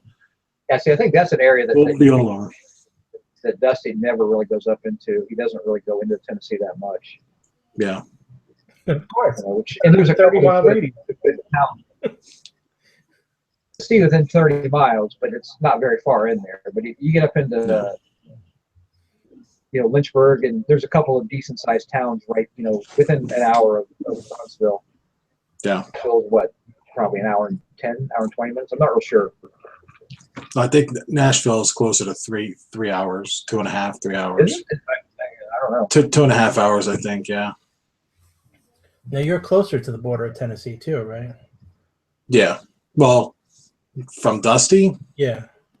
I'm a little bit south of Dusty, so I'm further away from the Tennessee border. Further. Oh, okay. I thought it was the other. but by only about 10 minutes, so it's not a big. Right. Yeah. Now, when you get down there, Jim, are you going to get a second car, or? Eventually, I think, because I keep beating the shit out of our vans, so yeah, No, and especially for the second car, Jim's going to keep the van. Yeah, no, I don't think either of us are going to keep a van after this one. You pick yourself up a nice little either another van or a pickup truck or something like that, and then use that van just for transportation for the kids for a while until you get into an SUV or something. Yeah. Yeah, what happened? You had some mechanical issues? I always have mechanical issues. The brakes go all the time. Yeah. Just, they don't hold up well. What he likes to do. No. No, they really don't hold up very well. And the streets around here are awful. I think my shocks need to be replaced. Captain Caveman says it's about an hour and a half to Nashville. So. But will I wear a seatbelt in Alabama? That's my last video. I got a lot of flack for not wearing a seatbelt. I wear a seatbelt everywhere because I got tired of getting tickets for not wearing a seatbelt. So I've worn a seatbelt since 2003. I've gotten one seatbelt ticket in my entire life. Jim, I could totally see you like driving around. Instead of getting a car, get like a scooter with like a basket in the back.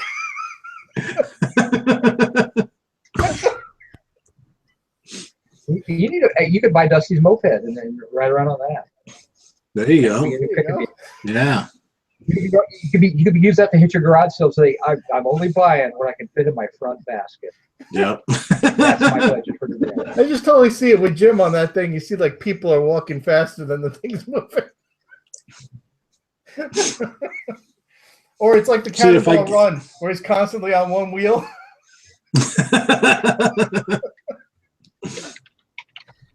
So if I get a moped or a scooter or something like that, I would have to buy a leather jacket with fringe and like big ass boots.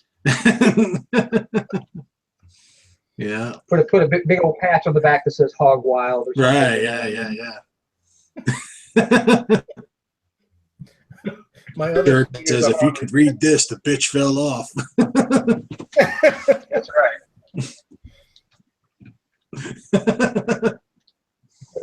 Yeah, Natalie asked if I move my office around, and I completely flip my office. I was talking about it with I was talking about with you, Jason. What? How when I first moved into my house 4 years ago, I wasn't back doing full time eBay at that time. I was actually working as a home inspector and just some other stuff. And so I set my office up to be just an office. It wasn't really set up to be an eBay office. And so I've been, for the last 3 years, I've been fascinated trying to make things work instead of sitting back and just going, you know what, I need to set my office up to be an eBay office, and that means I'm going to have to really rethink everything. And so I said, you know what, the hell with it. I said, I'm going to turn this into, every move I make now is how is this going to benefit me from an eBay standpoint? Is it going to make it easier to do my work? And so far, I think it's going well. And I'll probably take me 2 or 3 months before I'm fully set to where I like it, and I'll make a few different moves and everything. So, but yeah, I mean, that's one thing that I guess I didn't realize that, you never really think about when you transition into another phase of your life, how sometimes you got to rethink how you're doing things. Instead of making it work, maybe you just need to kind of blank slate it and then, okay, I'm going to do it this way now.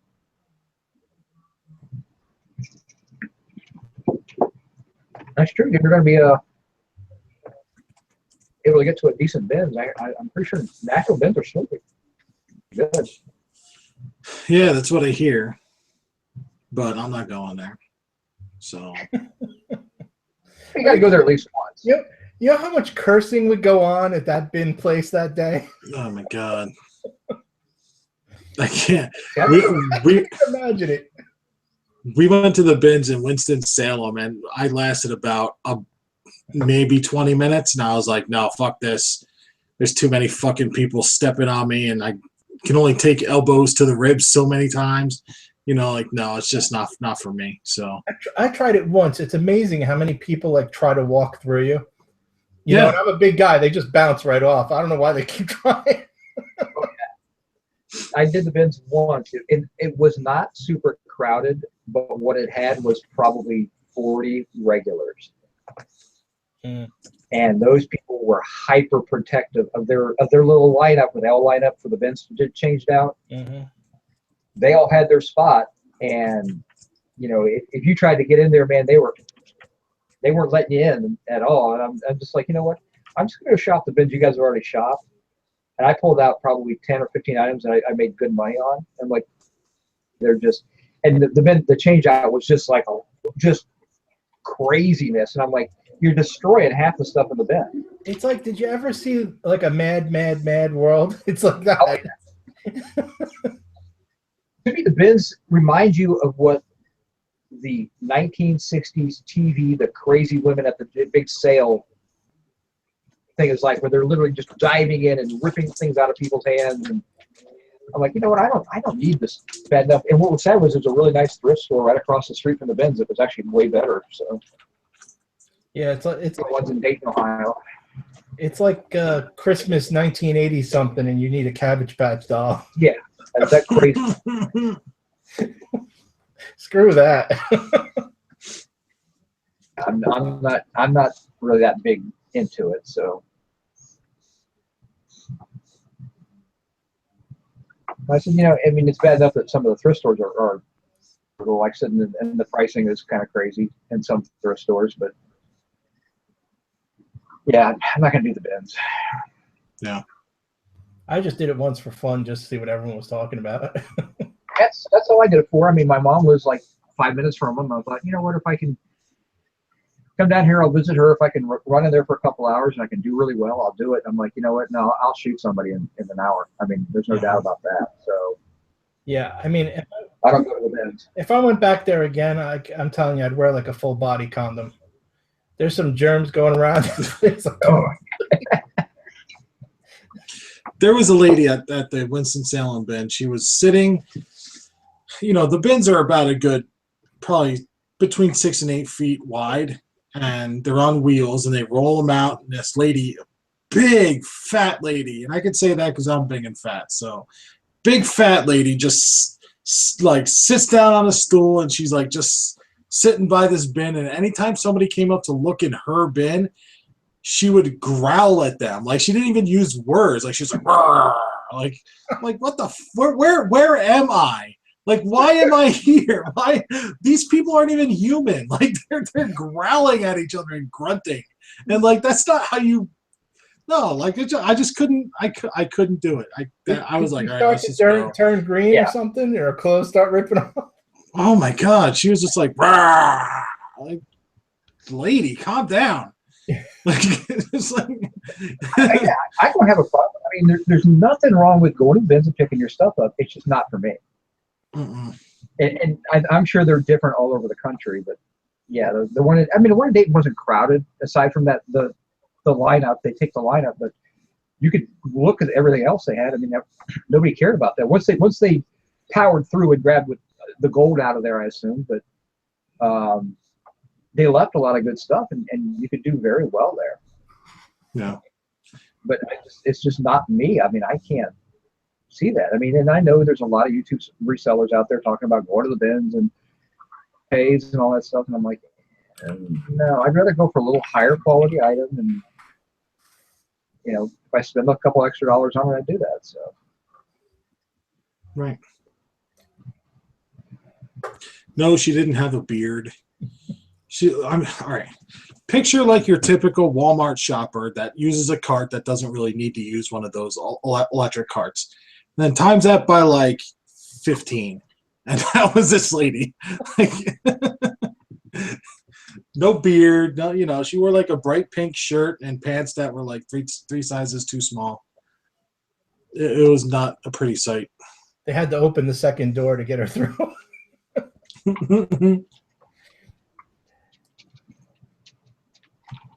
I prefer. Turtle Trader said that they opened one in Greensboro about a month ago. I haven't been back to Greensboro since. So I prefer hitting more like maybe like a flea market, like an early morning flea market, and just I don't know. Those are always fun for me. Yeah, I like flea markets, and there's a ton of flea markets in Huntsville. So. Oh, are there? Oh, good.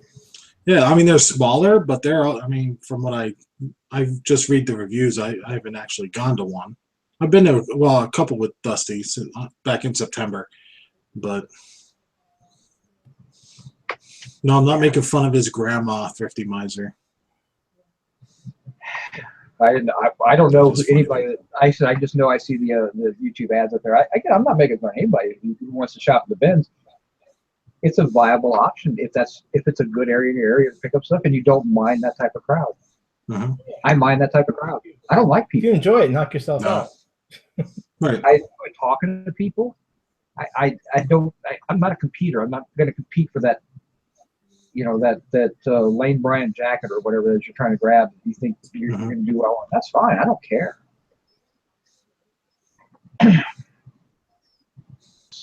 I know, Tristan. We're just making fun today. Yeah, we're busting balls. Yeah, it's just not my thing. I mean, like I said, I just don't enjoy it.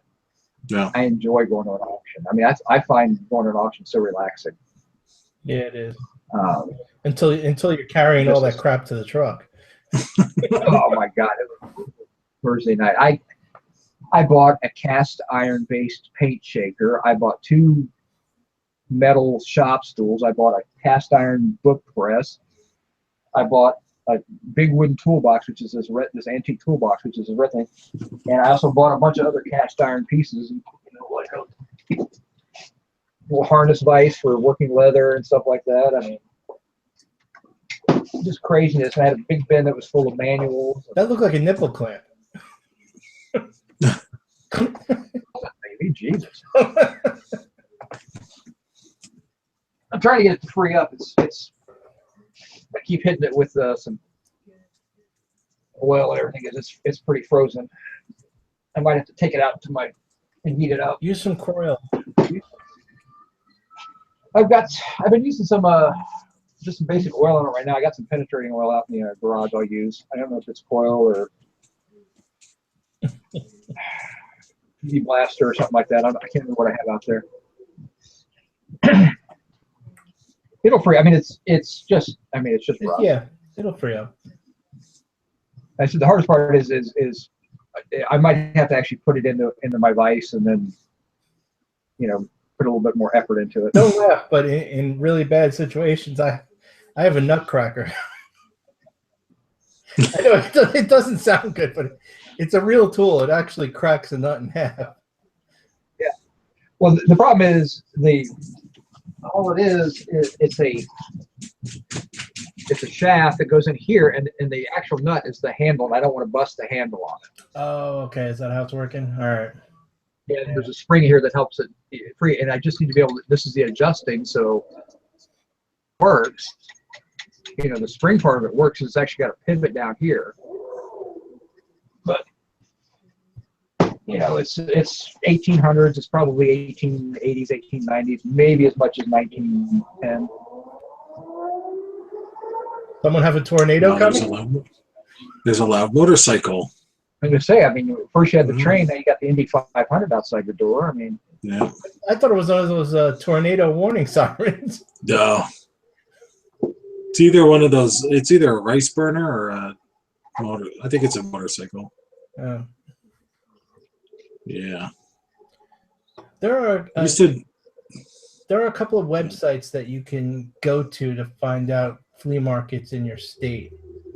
I can't remember the name of any of them right now, but I've used them in the past. Yeah. You can Google Flea that. markets suck. Hmm? The flea markets up here suck. Oh, do they? Oh, yeah. There's one flea market here in Columbus that... Man. It's getting closer. Damn. I'm impressed. Yeah. He must be a manly man. Must be. But to sell at it, you actually have to buy a reseller certificate through the city. Really? And they won't let you set up unless you got the reseller certificate. Oh, wow. It's been a while since I've been there, but it's not been. It's one of those ones where you fall asleep at the drive-in and you wake up in the flea market type places. And then there's a couple of really big ones that have like Cedar Creek Flea Market, which is down kind of in between Columbus and Cincinnati. And that's actually a pretty good flea market, but it got taken over by the Chinese resellers and everything. It's not terrible because you can set up outside. People aren't paying that much to set up outside. So you get some deals out there, but it's an hour and 15 minutes away. It's just a pain in the ass to go to. Uh-huh. The only good thing about it is that when the Renaissance Festival is right across the street, so 2 for 1 day. So Cool. Those headphones are still making me laugh. It's like vintage laser tag or something. I might send them back. It has like some neon pink stripes painted on it. Yeah. It has a very late 80s feel to it, I guess. He just got off the set of Tron. Yeah. I might send them back because they're killing my ears. They're like, there's not much padding. Killing my ears. I wear them like this. That looks so I feel like they're made for a child, and maybe that adult melon head is maybe too big. That's why you're getting too much pressure. So. Yeah, I think that's what it is. Yeah. Now they're talking about flea markets. I miss a good flea market. I haven't seen one since New Jersey. Yeah, they're pretty good up here. I've been to most of the Jersey ones. Oh, you've been to Englishtown and stuff, right, Jim? Yeah, yeah. Yeah, the ones in West Virginia and Virginia were okay, but people had some unrealistic pricing at the flea markets. I mean, that's what I kept finding. Anything that was really decent, worth buying, they had full retail on it, and they really didn't come off the number that much. See, up here, the only problem with flea markets is that a lot of them have been pushed, all the old sellers out, and it's all new crap. You know, some of them, like you probably remember, Jim. Like I think it was Pensauken, if I remember right. It used to be, years ago. It used to be phenomenal, totally phenomenal. Then, like all the new shit came in, and now it's like 90% new stuff. It's like not even worth going. You gonna get new stuff, or you Yeah, and that's how a lot of them have gotten. Yeah. All over. The people that buy the liquidation pallets are out there. You got the extreme when couponers. you go to the flea market, and there's a big, like one whole row. It's got all nice covers. You know, they got the big 20-foot garage things, and there's nothing but banana boxes full of brand new stuff. And you're like, okay, well, there's an aisle I don't have to go down. Right. Yeah, I was in English Town about maybe 5 years ago, and that's still pretty much the same. You still have a lot of English Town isn't too bad. English Town is still holding it pretty well with the old to new ratio. Yeah. But even like Berlin is starting to even slip a bit too. Yeah. I don't know. I wouldn't mind getting up in the northeast of the country. I think there'd be some good flea markets up there. Yeah. But yeah, it's just, I don't know. I mean, I haven't been to flea markets in a long time. And so it's just easier. The only problem with flea markets is you got to get up early. It's the only thing I never liked. Around here, like the state fairgrounds, that's where the flea market is here. And we actually go out there like in the afternoon on Sunday and do decent. You know, because everybody's wanting to unload their stuff so that they don't have to pack it up. So, but you're picking the stuff through the stuff that's been passed up already. So, yeah, kind of scraping the bottom of the. Yeah.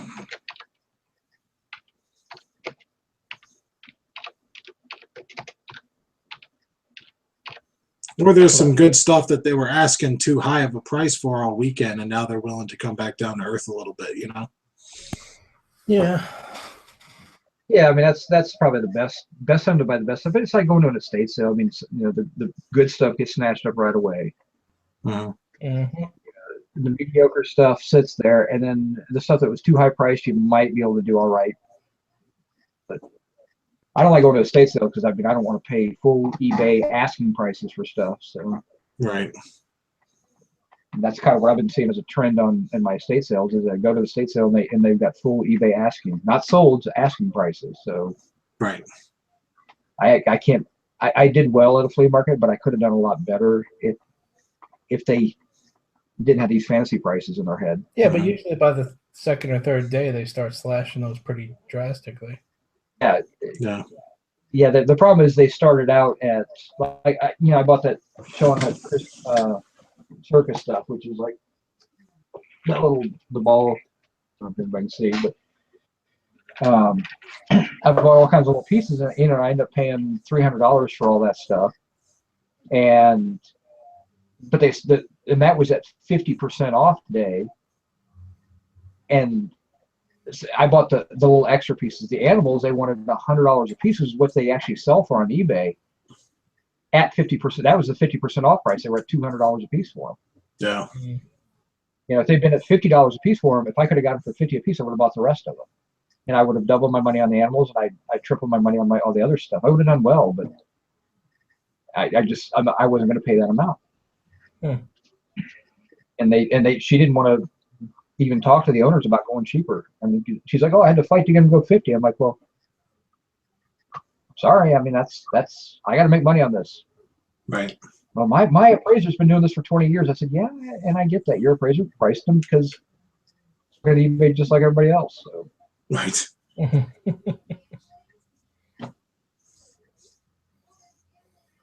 Ferraris are not that. You can buy a Ferrari for about 17 grand. So. Yeah. It's a crappy Ferrari, but you can buy one.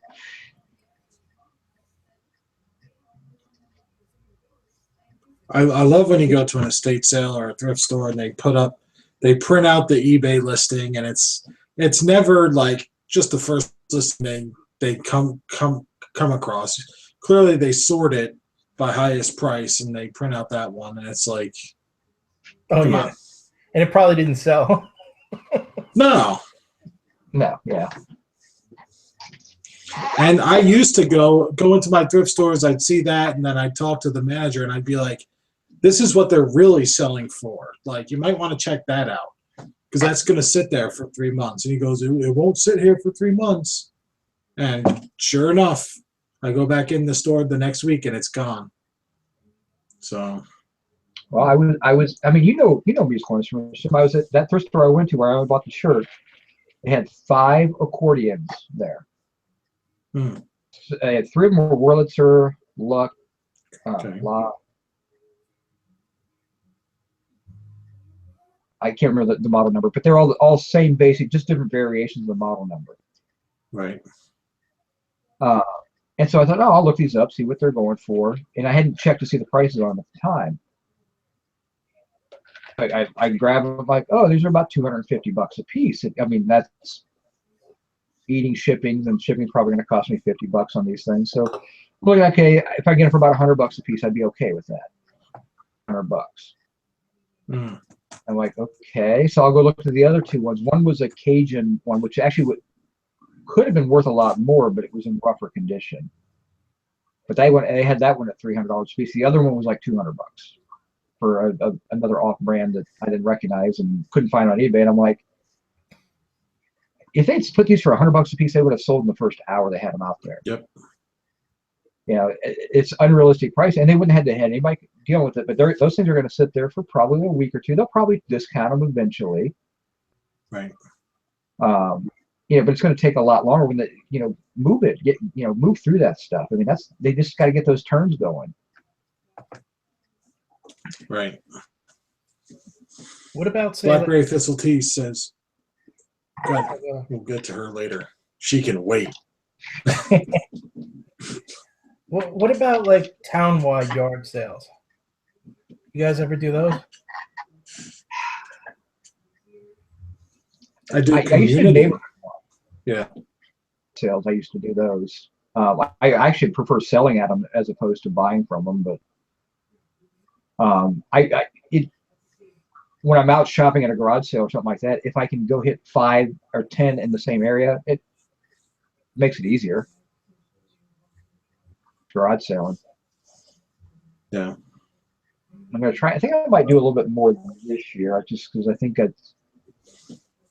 might be able to do a little bit and see if I can find some decent stuff out there.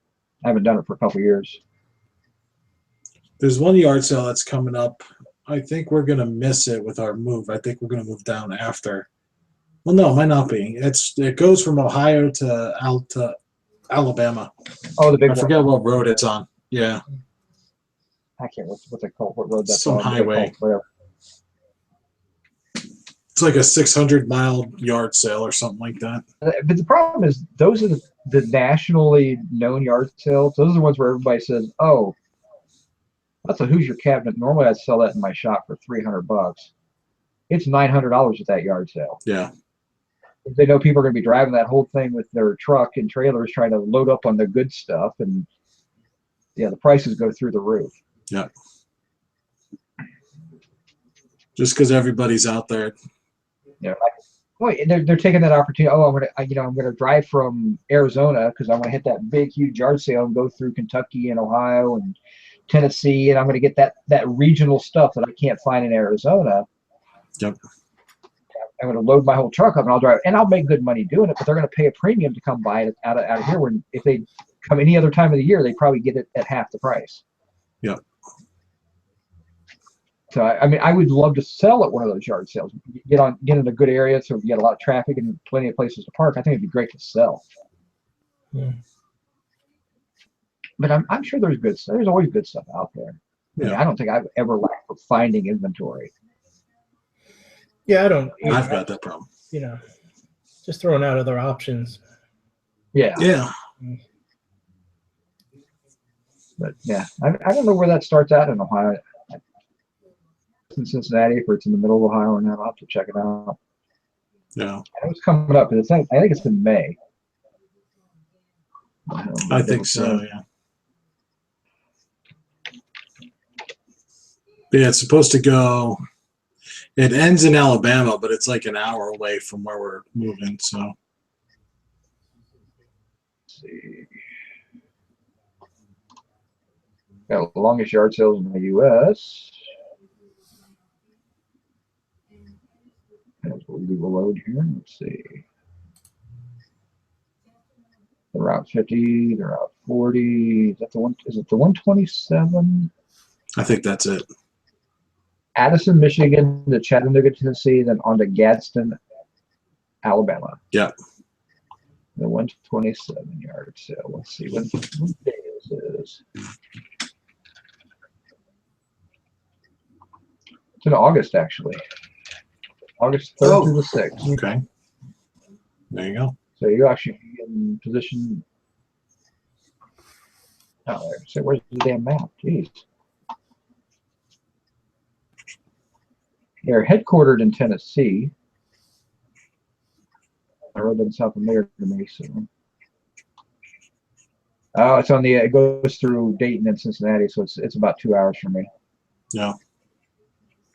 Worthwhile. I mean, I drive over Dayton to see my family anyway, and I could just drive down to Cincinnati, kind of. Well, so for the WKRP fans. Now they're talking about buying shit from old people. Nobody in the audience knows what you even mean, Eric. Nobody remembers the Cincinnati triangle. Les Nessman. Les Nessman. Nobody knows what the fuck your helicopter reporter, Les Nessman. I'm old. I remember that, and I'm not, but I remember that. You're young. I remember that in reruns, so that's where I remember it. I mean, I saw the Thanksgiving WKRP special, the one that everybody talks about. I saw that one when it first aired. Oh. Episode I've ever seen on TV. And you can actually YouTube the section where they're talking about the turkey drop and everything. But I still can't believe we're talking about this show. Hey, see, we got some friends. Lonnie Anderson was in it. WKRP. Howard Hessman. I mean, back when before. Was that on before or after MASH? It would have been right around the same time. It was 70s. Yeah, MASH ended in the early 80s, right? It's like 73 or 74. I mean, MASH went for like 12 years, 14 years, something like that. I meant the time slot. That's it. The Buckeye News slot. Oh, time. I don't know. I don't remember the time slot. It was in between the Jeffersons. Well, that would have been about 1980, if I think about it, because I think it wasn't 80 the year of the Who concert where the people got killed in Cincinnati. They talked about that on the WKRP episodes. I remember that. I had friends that were down at that concert.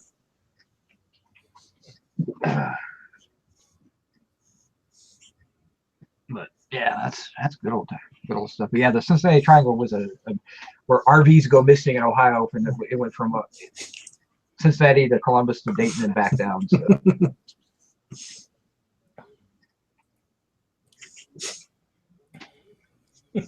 Now they're talking about the turkeys. Yeah. Over by Mel's Diner. 77. Okay, yeah, so I can't remember. Hey. Lonnie's sister. I don't think that was Lonnie Anderson's sister on BJ and the Bear, was it? So.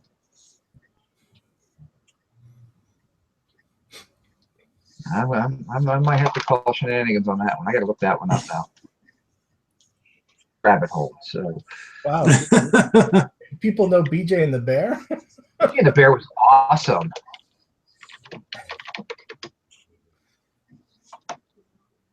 He was named Bear because of why? Bear Bryant out of Alabama. Yeah. That's something I'm gonna have to brush up on. I think my Alabama Roll Tide history and knowledge. Are you gonna I'm body? just gonna have to fake it until then. You gonna body paint yourself, Jim? I might have to. Might have to get red gay headphones.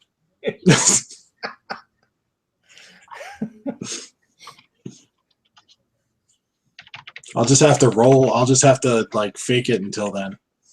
Like if somebody comes up and they're like, roll tide, I'll have to be like, roll high, roll high. Like whatever. I don't. What do they? Is that what they do? I don't know. I don't look at me. She does have a sister named Melody. Yeah, Zilke says if I pull for Auburn, we'll throw my ass out of the state.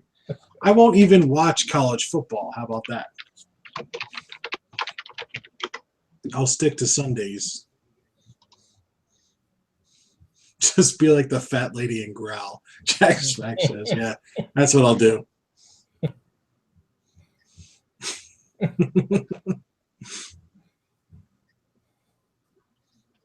I would say, I'm sorry, that's not the right person.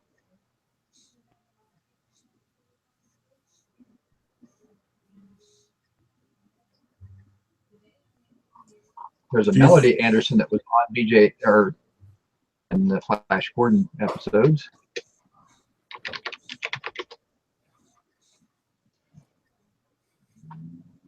You know, speaking of old shows, would you believe that Twin Peaks is coming back and will be airing this month? I think that is so cool. I never watched it. So cast. It doesn't bother me at all because I never watched that show. I have never seen an episode of Twin Peaks. Oh, so good. Like back then, that was like, you know, one of the first, I don't know, bizarre shows you could watch. Yeah. I've heard a lot about it, but I haven't. I think I'm going to binge watch it one day. I just have to. Yeah, it's on Netflix. Yeah. Basically, I have to get the wife's permission.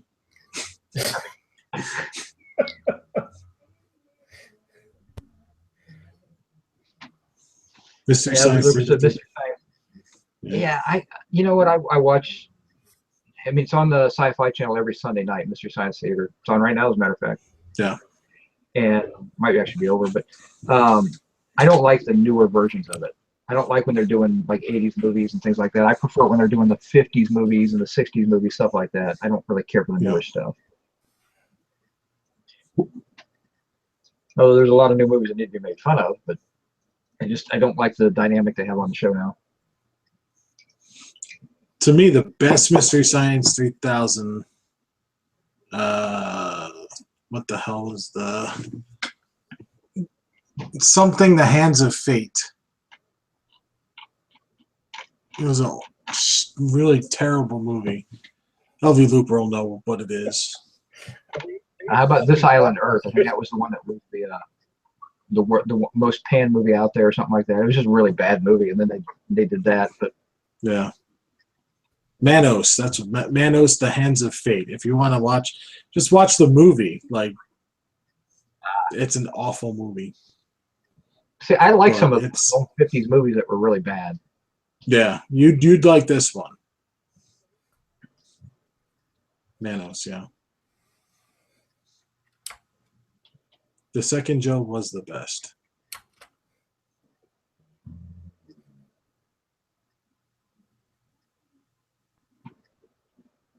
You don't like Mary Hartman? Mary Hartman? I don't know what that is. Show.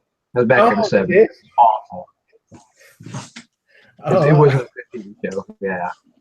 Oh, okay. TV shows, and I know a little bit of 80s TV shows, but I don't really watch much TV from like the 80s and 90s. I remember Gidget. Yes, you know, Quantum Leap, seen every episode.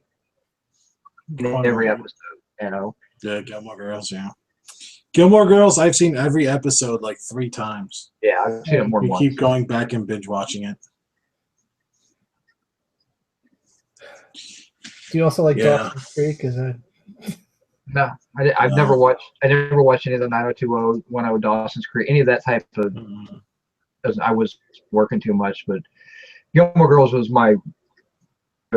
That's one of the things we would do, sit down and watch that. But yeah, Quantum Leap was awesome. I mean, Baywatch, the first couple of seasons were good, but after that, I used watching.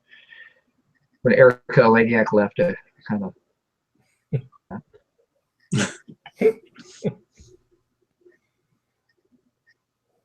Then Ghost Whisperer. I actually watched every episode of Ghost Whisperer. I kind of got binged on that. Really? I just finished binge watching Sherlock, the BBC ones, and that is some amazing TV. Is it really? So yeah, you can watch the first 3 seasons. Now the cool thing about it is when I say season, it's 3 episodes. Oh, those are great. An hour and a half. It's like three hour and a half movies. right. 4th season, there's actually 4 of them, but it's an amazing bit of TV. And I mean, you know the players. I mean, you know Cumberbatch is Sherlock, and Martin Freeman, who was Bilbo in the Hobbit movies, are the 2 stars. It's really, really good.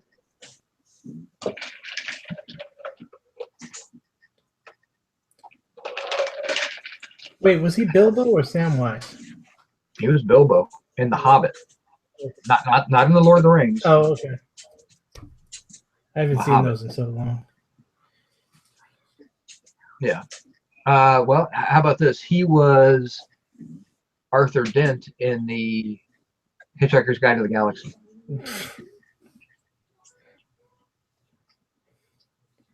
Well, I mean, I like the original Sherlocks, and by original, I mean or something. Yeah, that's fantastic. But I mean, I tell you, Cumberbatch does a really good job. Oh, he absolutely does. But yeah, you give me. Yeah, I like, give me How to Baskervilles with Basil Rathbone or something like that. I watch that anytime it comes on. I mean, I like old movies. I have all the DVDs of Basil Rathbone, and I have all the Charlie Chan movies too. And series. I don't, but I've seen some of them. Oh, I've got them all. I've got all of those. Yeah. That's good stuff there. So. TJ, I'm sorry, were we supposed to be talking about reselling? TJ Town says, "Wow, this train is ditch tracks." That's kind of how the show is. That's kind of how I like it too. I mean, it's I forgot about not just reselling. It's Yeah, we bounce a around little all bit of over the this place. and that. Yeah, Next, we'll be talking about Jim's toilet. yeah, probably. Yeah, Black Earth Thistle talks about soap. I mean, not too many people remember that TV that God, TV soap. Yeah. Yeah. And Yeah. Don't laugh, but was it don't laugh, but I have the Love Boat season 1 and 2 on DVD. Like on purpose? I thought Lonnie Anderson's sister was on there. Yeah, the Landers, the twins. Judy actually went on and had quite a career doing other things as well, but yeah, they were worth looking at. I said that out loud, didn't I? Okay, never mind. They're like 85 now. Yeah. They're probably up there. Wow. Yeah, but see, that's okay because I'm like, I'm over 50, so it kind of works. They can't be that old. I bet you they're probably about 65.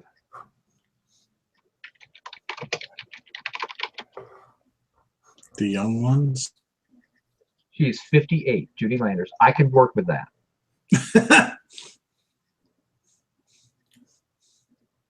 Okay, what's American Style?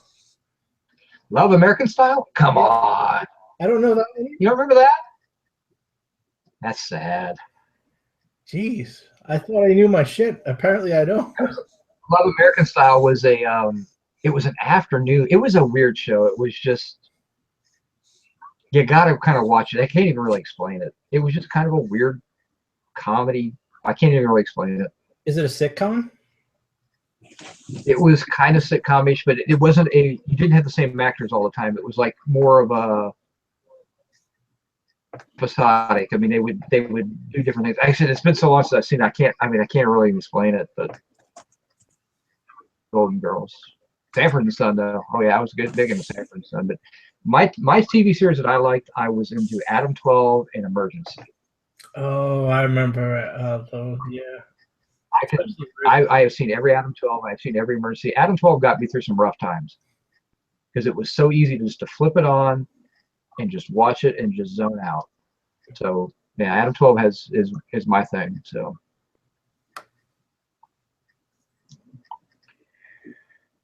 Vegas, that was passed away a few years ago. Spencer is where he played on the next show, but Dan Tana from Vegas.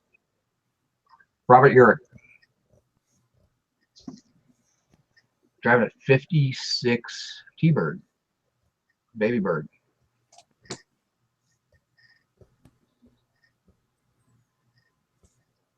Night Court was pretty good. I didn't watch it too much after that. I like the Drew Carey show. That was a good show. But yeah. Night Court was like sneaky funny. Like, you know, you're like, you don't get it right away, but then you think about it like after the show's over and you're like, holy shit, that was funny. Well, Richard Mole is one of my all-time favorite movies. Bull? Yeah. Caveman. It's a movie Caveman. Remember? Oh my. Remember the part he played, don't you? The snow beast was walking around and Oh, I don't remember it. I can't picture it. That's Richard Other Mole. than the drums, like do do do do. Oh, yeah. Ah! I think the last time I saw that, I was like 10 years old. Oh, really? I just watched it the other day. It was on TV actually the other day. Got to watch the movie Caveman with Ringo and Barbara Bach and Shelley Long and Dennis Quaid. Good cast. Who was the girl on what? On Vegas. Oh, yeah, I don't remember that. I remember the girl, but I don't remember who it was. No, L.B. Lubert. That was an amazing movie.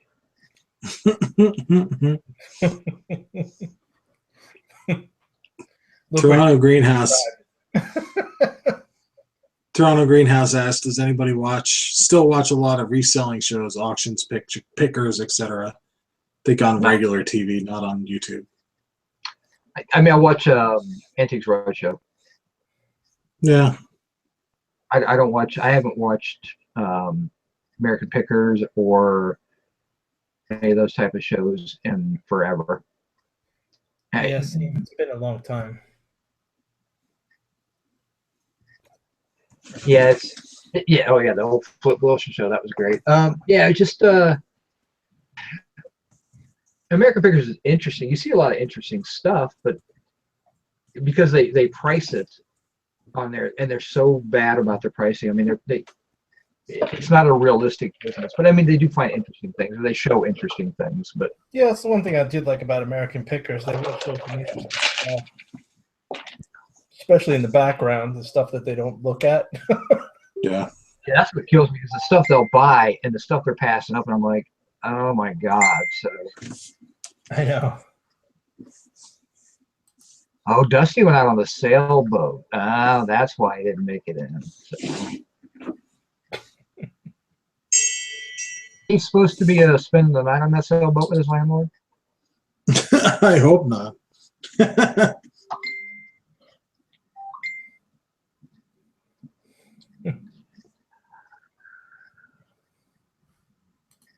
Yeah, Love American Style was a little different show. I never watched Northern Exposure. I know it was pretty good though. I've seen a few episodes and it was good, but for some reason I never got into that show.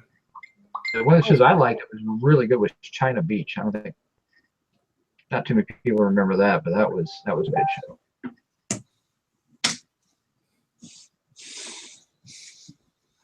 Oh. At least we forget about Dallas before we shut it down. Dallas. Who shot JR? It was a dream. Sorry, ruined it for anybody who's ever watched Dallas. So. Yeah. Hogan's Heroes. I saw a couple episodes of that recently. God, that brought It's on. It's on like Get TV or something like that every like 5 or 6 o'clock every night. Yeah. F Troop. I loved F Troop. I totally forgot about that. Actually, I thought Frasier was a fantastic show. But yeah, F Troop was okay. I wasn't really into that. That was a little too old for me. Luke married Laura. Yeah, I remember that.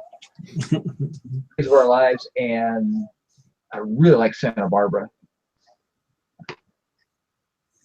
I used to watch All My Children with my grandma. Yeah.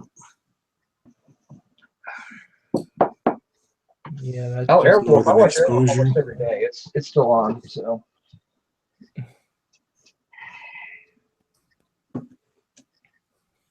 Major Dad. Wow.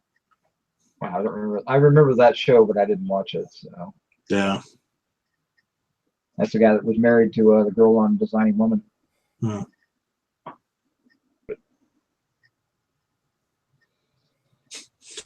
LV Looper says this is the only show that could mention Shelley Long and Caveman without mentioning Cheers. She was awful in Cheers. I'm sorry, I hated her in Cheers. Yeah. Knight Rider. God. It's a cool show. Right. Anytime I think of anything with David Hasselhoff, I think of that video clip where he's trying to eat a cheeseburger. He's totally drunk. I can never get that out of my head now after I've seen that. You want to watch? If you look up David Hasselhoff on YouTube and watch some of his music videos, they are hilarious. Like just the bad technology and like he did. Hasselhoff's a god in Germany. Yeah, right. They eat that shit up. I was in Germany in 2001. I flew over there and blew my mind. They still have discotheques over there. Mm-hmm.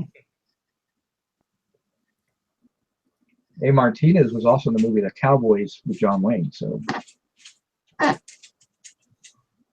yeah, but they still have discotheques over there. They're still into that 80s music, huge. And like I said, he's huge.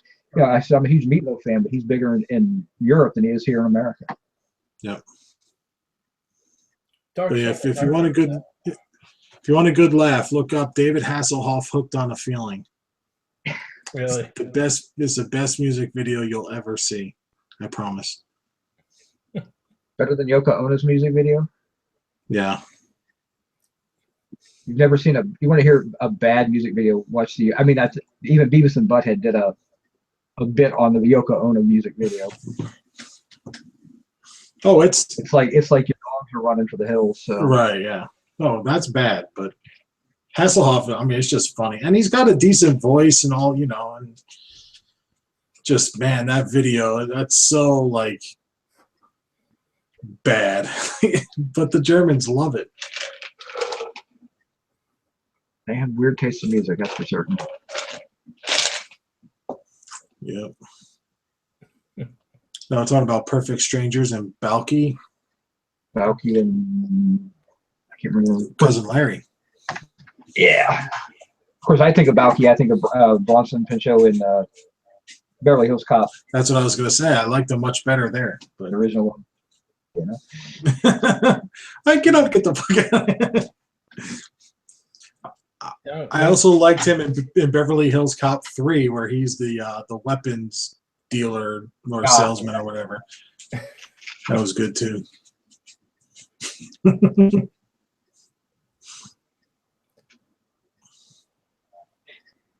Yeah, basically. Don't forget more. Which I'm not a huge fan of. I never seen the movie Borat, and I'm not a huge fan of Sacha, whatever, Baron or whatever his name is. But yeah. I actually just watched Cannonball Run the other day. So yeah, I always revisit that. I love Cannonball Run. Cannonball Run. I prefer though Gumball Rally. If you're gonna watch cross country car movies, Gumball Rally is better than Cannonball Run, but Cannonball Run's just a fun movie. It is. And I love the cars of that era. Right. Yeah, see, Gumball Rally, you get a little bit better. You actually get better cars. You get, Cobra, you get better Ferraris, and it's a better movie. Yeah, I don't know anybody that would like the movie Airplane. Who would like the movie No idea Airplane? whatsoever. Who would like that movie?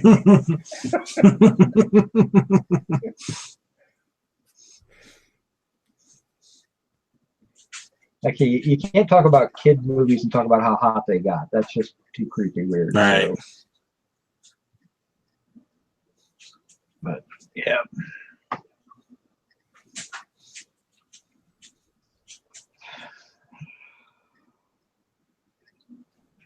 Oh. Jason's still learning to talk jive. They do have like a universal drive translator. You can Google that. It's pretty amusing. See, everybody loves Mel Brooks movies, and they love like Young Frankenstein, which is a great movie. Don't get me wrong, but Blazing Saddles is up there. But I got to go with Spaceballs. I think that's my favorite Mel Brooks movies. Nope. I mean, I just can't.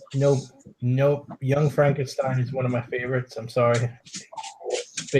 No, and I agree. I said it's a great movie, but if I got to pick a favorite, I got to go with Spaceballs. I think Spaceballs had the best story. I mean, it was a complete movie for Right. one thing. I mean, that was kind of nice. I mean, with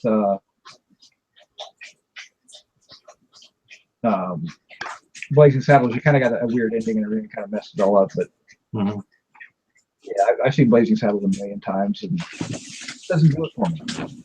Really? Yeah. God, I love that movie.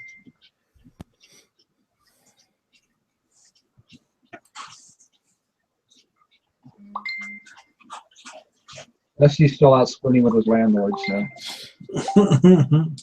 He's trying to get on the show, but apparently he's having issues. Yeah. That's okay. He likes to do these drive-bys where hey, let's have a show, and then he'll disappear for 4 hours. And hey, we're going to do a show tonight. All right, no problem. We all free our schedules. And all of a sudden, he goes, "Oh, I'm going to be out on the sailboat. Sorry." So he's like, "What? Nobody wants to hang out?" And we're like, "Okay, we'll be there in a minute." And he's in there for like 10 seconds. Like, "Oh, gotta go." He's gone. Right. I know.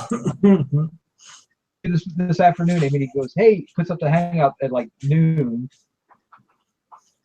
my time, 11 o'clock his time. I'm like, all right. I walk down, hop on the computer, start just chatting, and he was like, "Oh yeah, I'm going to be leaving here in a few minutes." I'm like, I gotta go take Windsor out on a plane. I'm like, all right, well, that's fine. I mean, I don't care, but I'm a very good planner. Yeah, Rat Race was really good. I enjoyed it. It was okay, but I got to go back with the original Mad World. So. I like them both.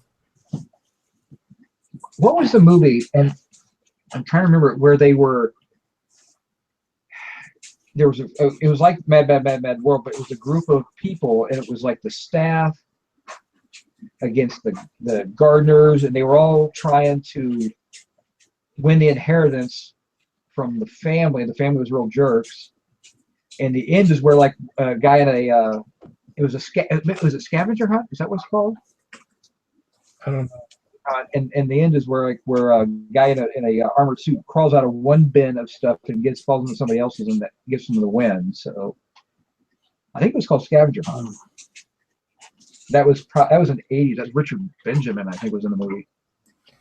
I don't remember. I just saw the movie Gotcha. Oh my god. Oh my god. I love that. I saw that movie in the theaters.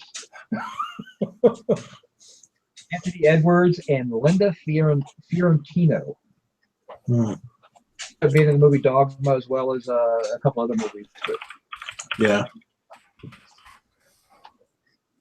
Love that movie.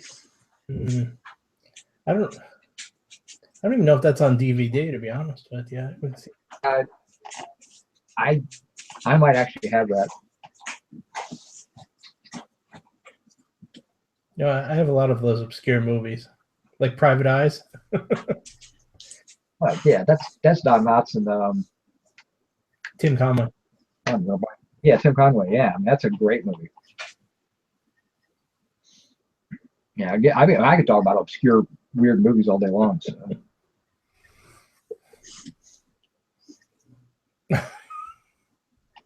That was one of the best Birds. lines for that movie.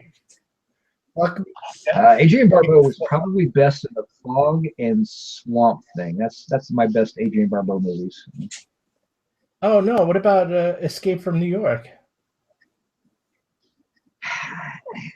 I don't really consider that kind of a her movie though.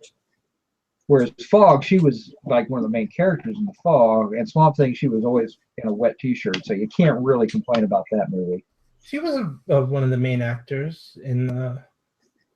Yeah, she, but I mean, she didn't get blown up at the end, but you know, it was more of a Snake Plissken, you know, Kurt Russell movie. So Yeah.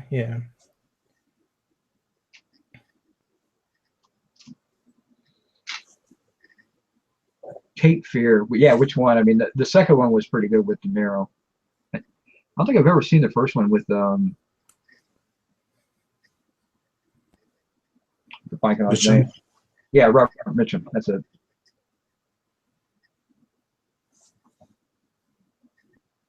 Those are pretty interesting. Not fun movies, but good movies. But yeah, I mean, yeah, gotcha. Wow, like I said, I saw that in the theaters. Yeah, that's I don't know where I pulled that one out of, but it just came to me. It popped into my head for some reason.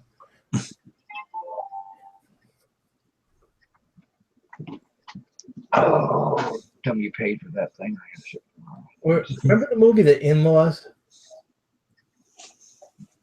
Not the newer one, but the one from the 70s. Vaguely. Is that a? It's the one where the guy was a dentist. I'm trying to remember now. I haven't seen it in so friggin' long. Yes, I love Toxic Avenger. It's awesome. Oh my god! Are you kidding me? I used to live in Jersey. You have to know Toxic Avenger.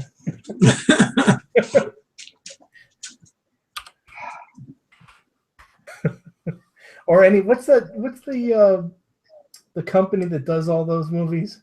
They're like bottom of the barrel movie. Stoma or something like that, right? No, Trauma. Yeah, thank you. Trauma. Oh, God. I knew it was something. I remember I watched Butt Crack Zombies or something. It's fucking hysterical.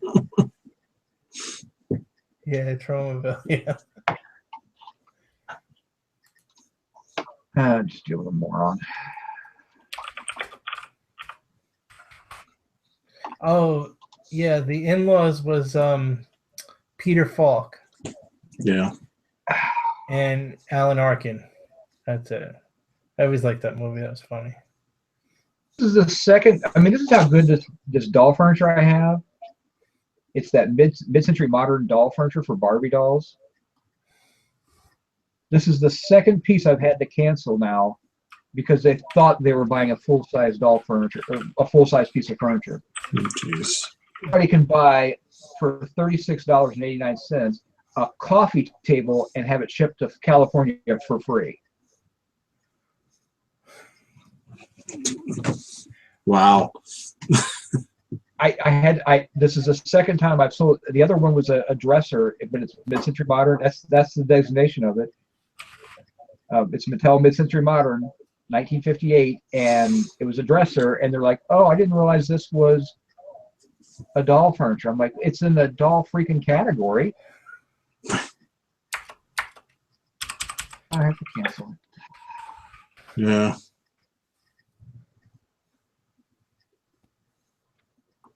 At least I hadn't shipped it.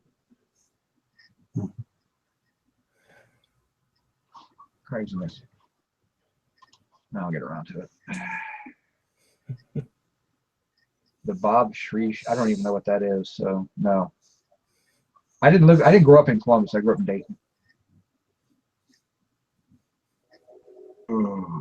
Jack Lemmon and Walter Matthau, that would be Grumpy Old Men. Yeah. Among others, they did tons of them. So, Yeah. yeah, I remember the first Toxic Avenger was great. Kind of went downhill, and it didn't have a big hill to start with. So, if you don't watch Christian Slater, you got to watch Cuffs. That's his best movie. Yeah, it's good. Thanks was fantastic. What Which is about actually Foul a remake of, I love Foul Play? huh? That's Right. And Goldie Yeah. Hawn? Oh, Yeah. that was such a good movie. those are all good. I mean, Chevy Chase was on a roll there for a while. Oh, yeah. I mean, I like the Fletch movie he did. Fletch was fantastic. Funny Farm. It was good.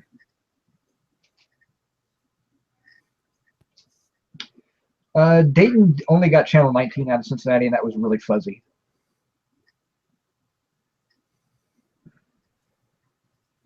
Summer Rental, John Candy. Good movie. Yeah.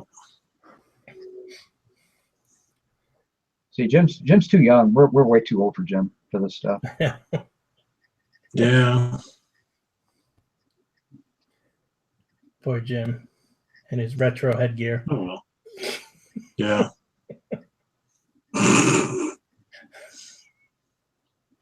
If you flip it down so it's like on the back side of you now, because it's like it sticks out further now. Yeah, I know. I could put it. They really hurt my ears. I think when I send them back, get some proper How much big were ass they? headphones. $15. It's not a big deal. Oh, God, I love Weird Science. That was a good movie. Hell yeah. That was a good flick. What is that? Bill Paxton, one of his first roles. Yeah. Chet. Fucking Yeah, that's Chet. That cigar. That haircut. I just watched Aliens yesterday, but I got the extended version that's got all the extra scenes they cut out of it. Makes a big difference. I mean, it's a great movie to begin with, but then watching it again, I swear I watch that movie once a month. Aliens, Oh, it's fantastic. Alien and Aliens.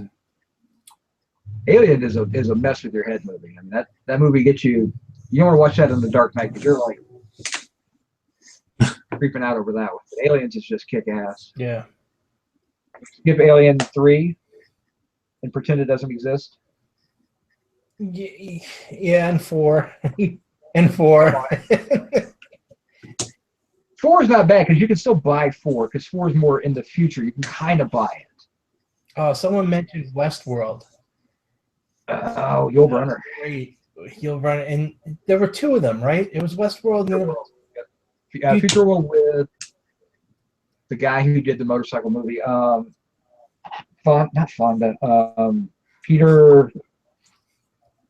It's Peter something or other. Peter Fonda. No, it was Peter Fonda. Yeah. He did Future World or whatever it was, but yeah, that was I have those on VHS, on DVD. VHS. I have them all on my computer. But yeah, Alien was great. I saw Alien in the movie theaters. I saw Aliens in the movie theater.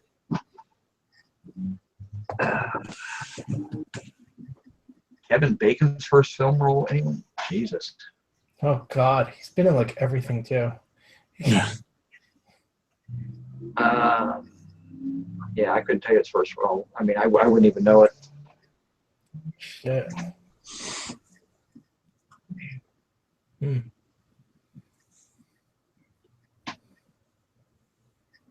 Do know it. I don't know if it was his first one. I mean, I remember him and he did an Animal House. All right, someone just mentioned Richard Pryor. Do you remember Holy Moses? I loved Holy Moses. Hell yeah. That was Dudley Moore. That was fucking great, man. Dudley Moore, I love it where his wife turns into the pillar of salt, and his father's over there. He needs a little salt for his soup. He's like scratch on her breast. But yeah, Richard Pryor in The Toy, that was a classic. Brewster's Millions. Yeah, that was awesome. He did some really. I mean, he did a. I think his last movie. I'm sorry. I think his last movie was Harlem Nights, wasn't it? It was towards the end, anyway. Yeah, I don't really. I mean, he did Harlem Nights with Eddie Murphy, right? Right. Yeah. And Red Fox. Yeah. Trying to think, he did a great. I mean, Richard Pryor did a great movie with Diana Ross, and they're talking about the blues singer, and I'm blanking on her name right now. Lady Sings the Blues. And Dudley Moore was in Foul Play.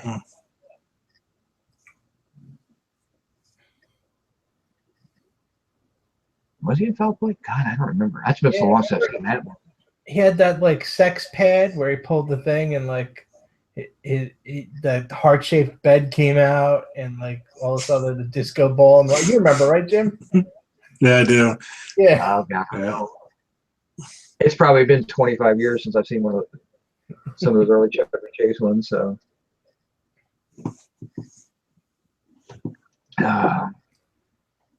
but yeah, I mean that's Back to School with Rodney Dangerfield was a classic, as well as Triple Lindy. Oh God, yeah. Something Money, Easy Money. Easy Money, yeah. The best one I have. But,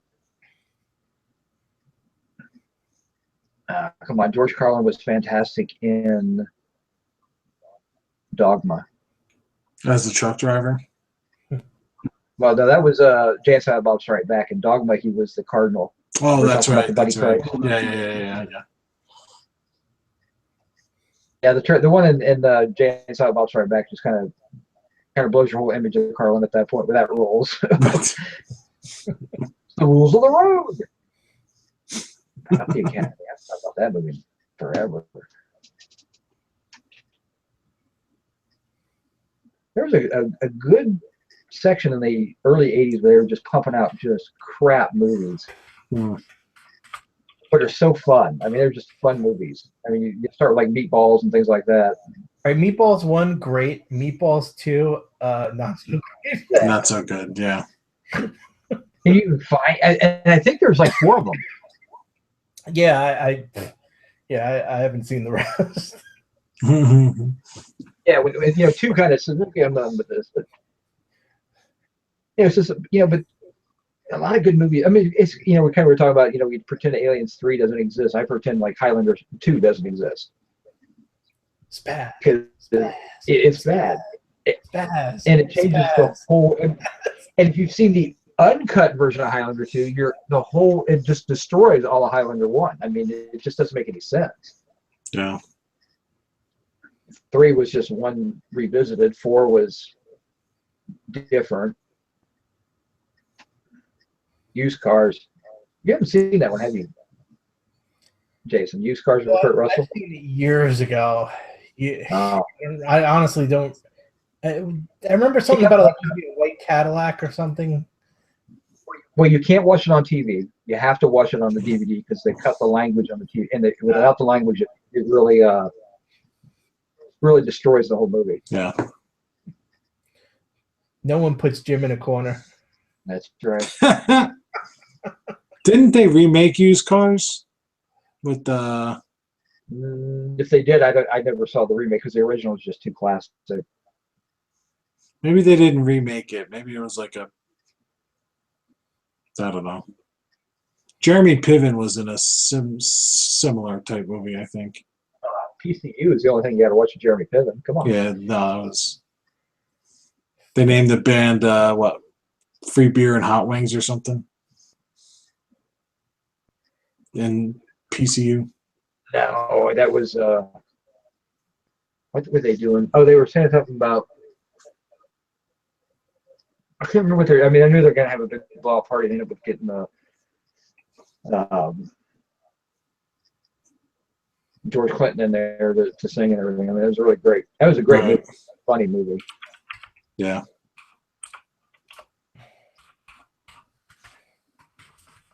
Okay, here's a movie that nobody's thought about in a long time. Harper Valley PTA.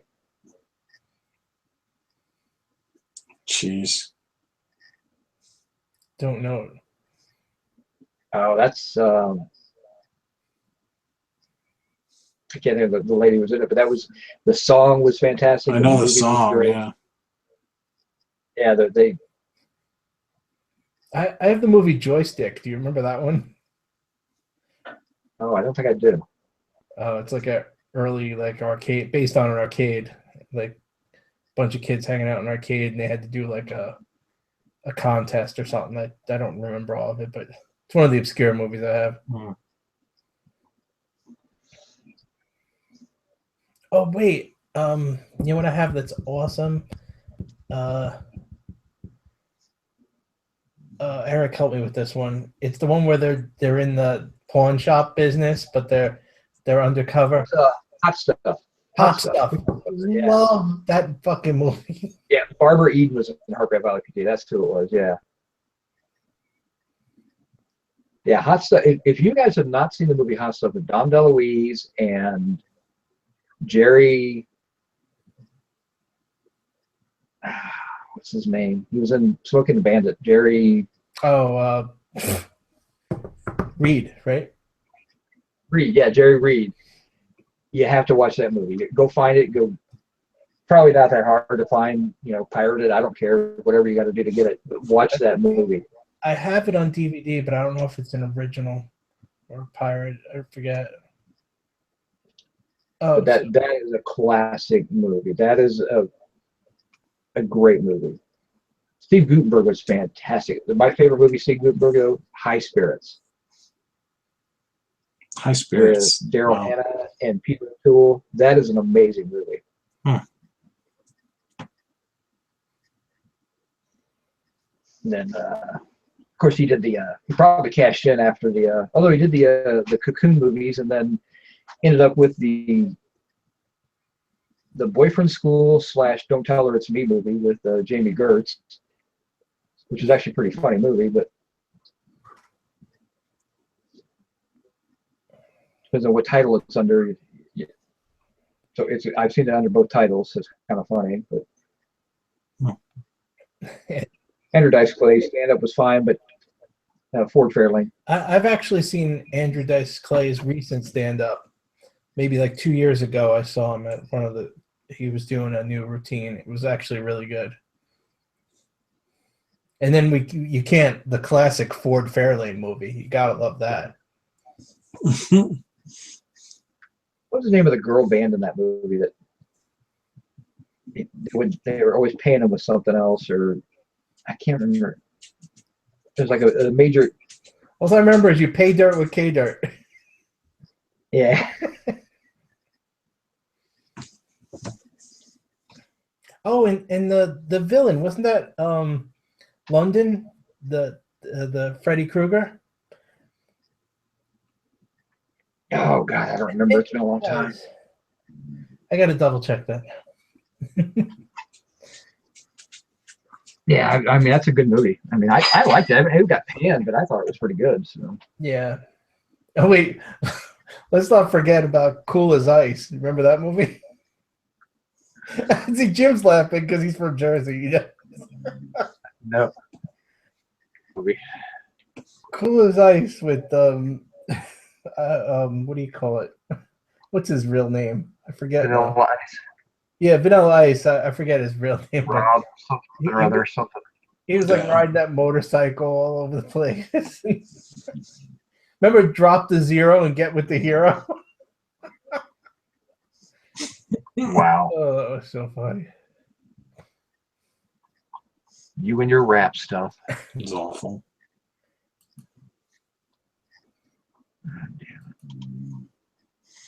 All right, guys, I think we're going to wrap up. Wait, we're really going to wrap up with Vanilla Ice as the last Yes, one? yes. Vanilla Ice is going to drop the mic. That's the yes. Yep. go ninja, go ninja, go ninja. All right. Yes. We must now All all right, well, this is, collaborate and You're listen. wasting your 3 hours of your life. You'll never get back. So Yeah. thank you.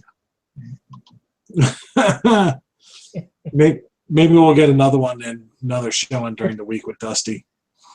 And if No, I anyone, think so. I think Dusty just needs to do his own damn show. That's the way he's going to be.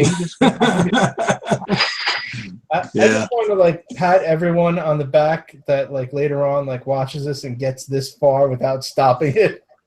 Kudos to you.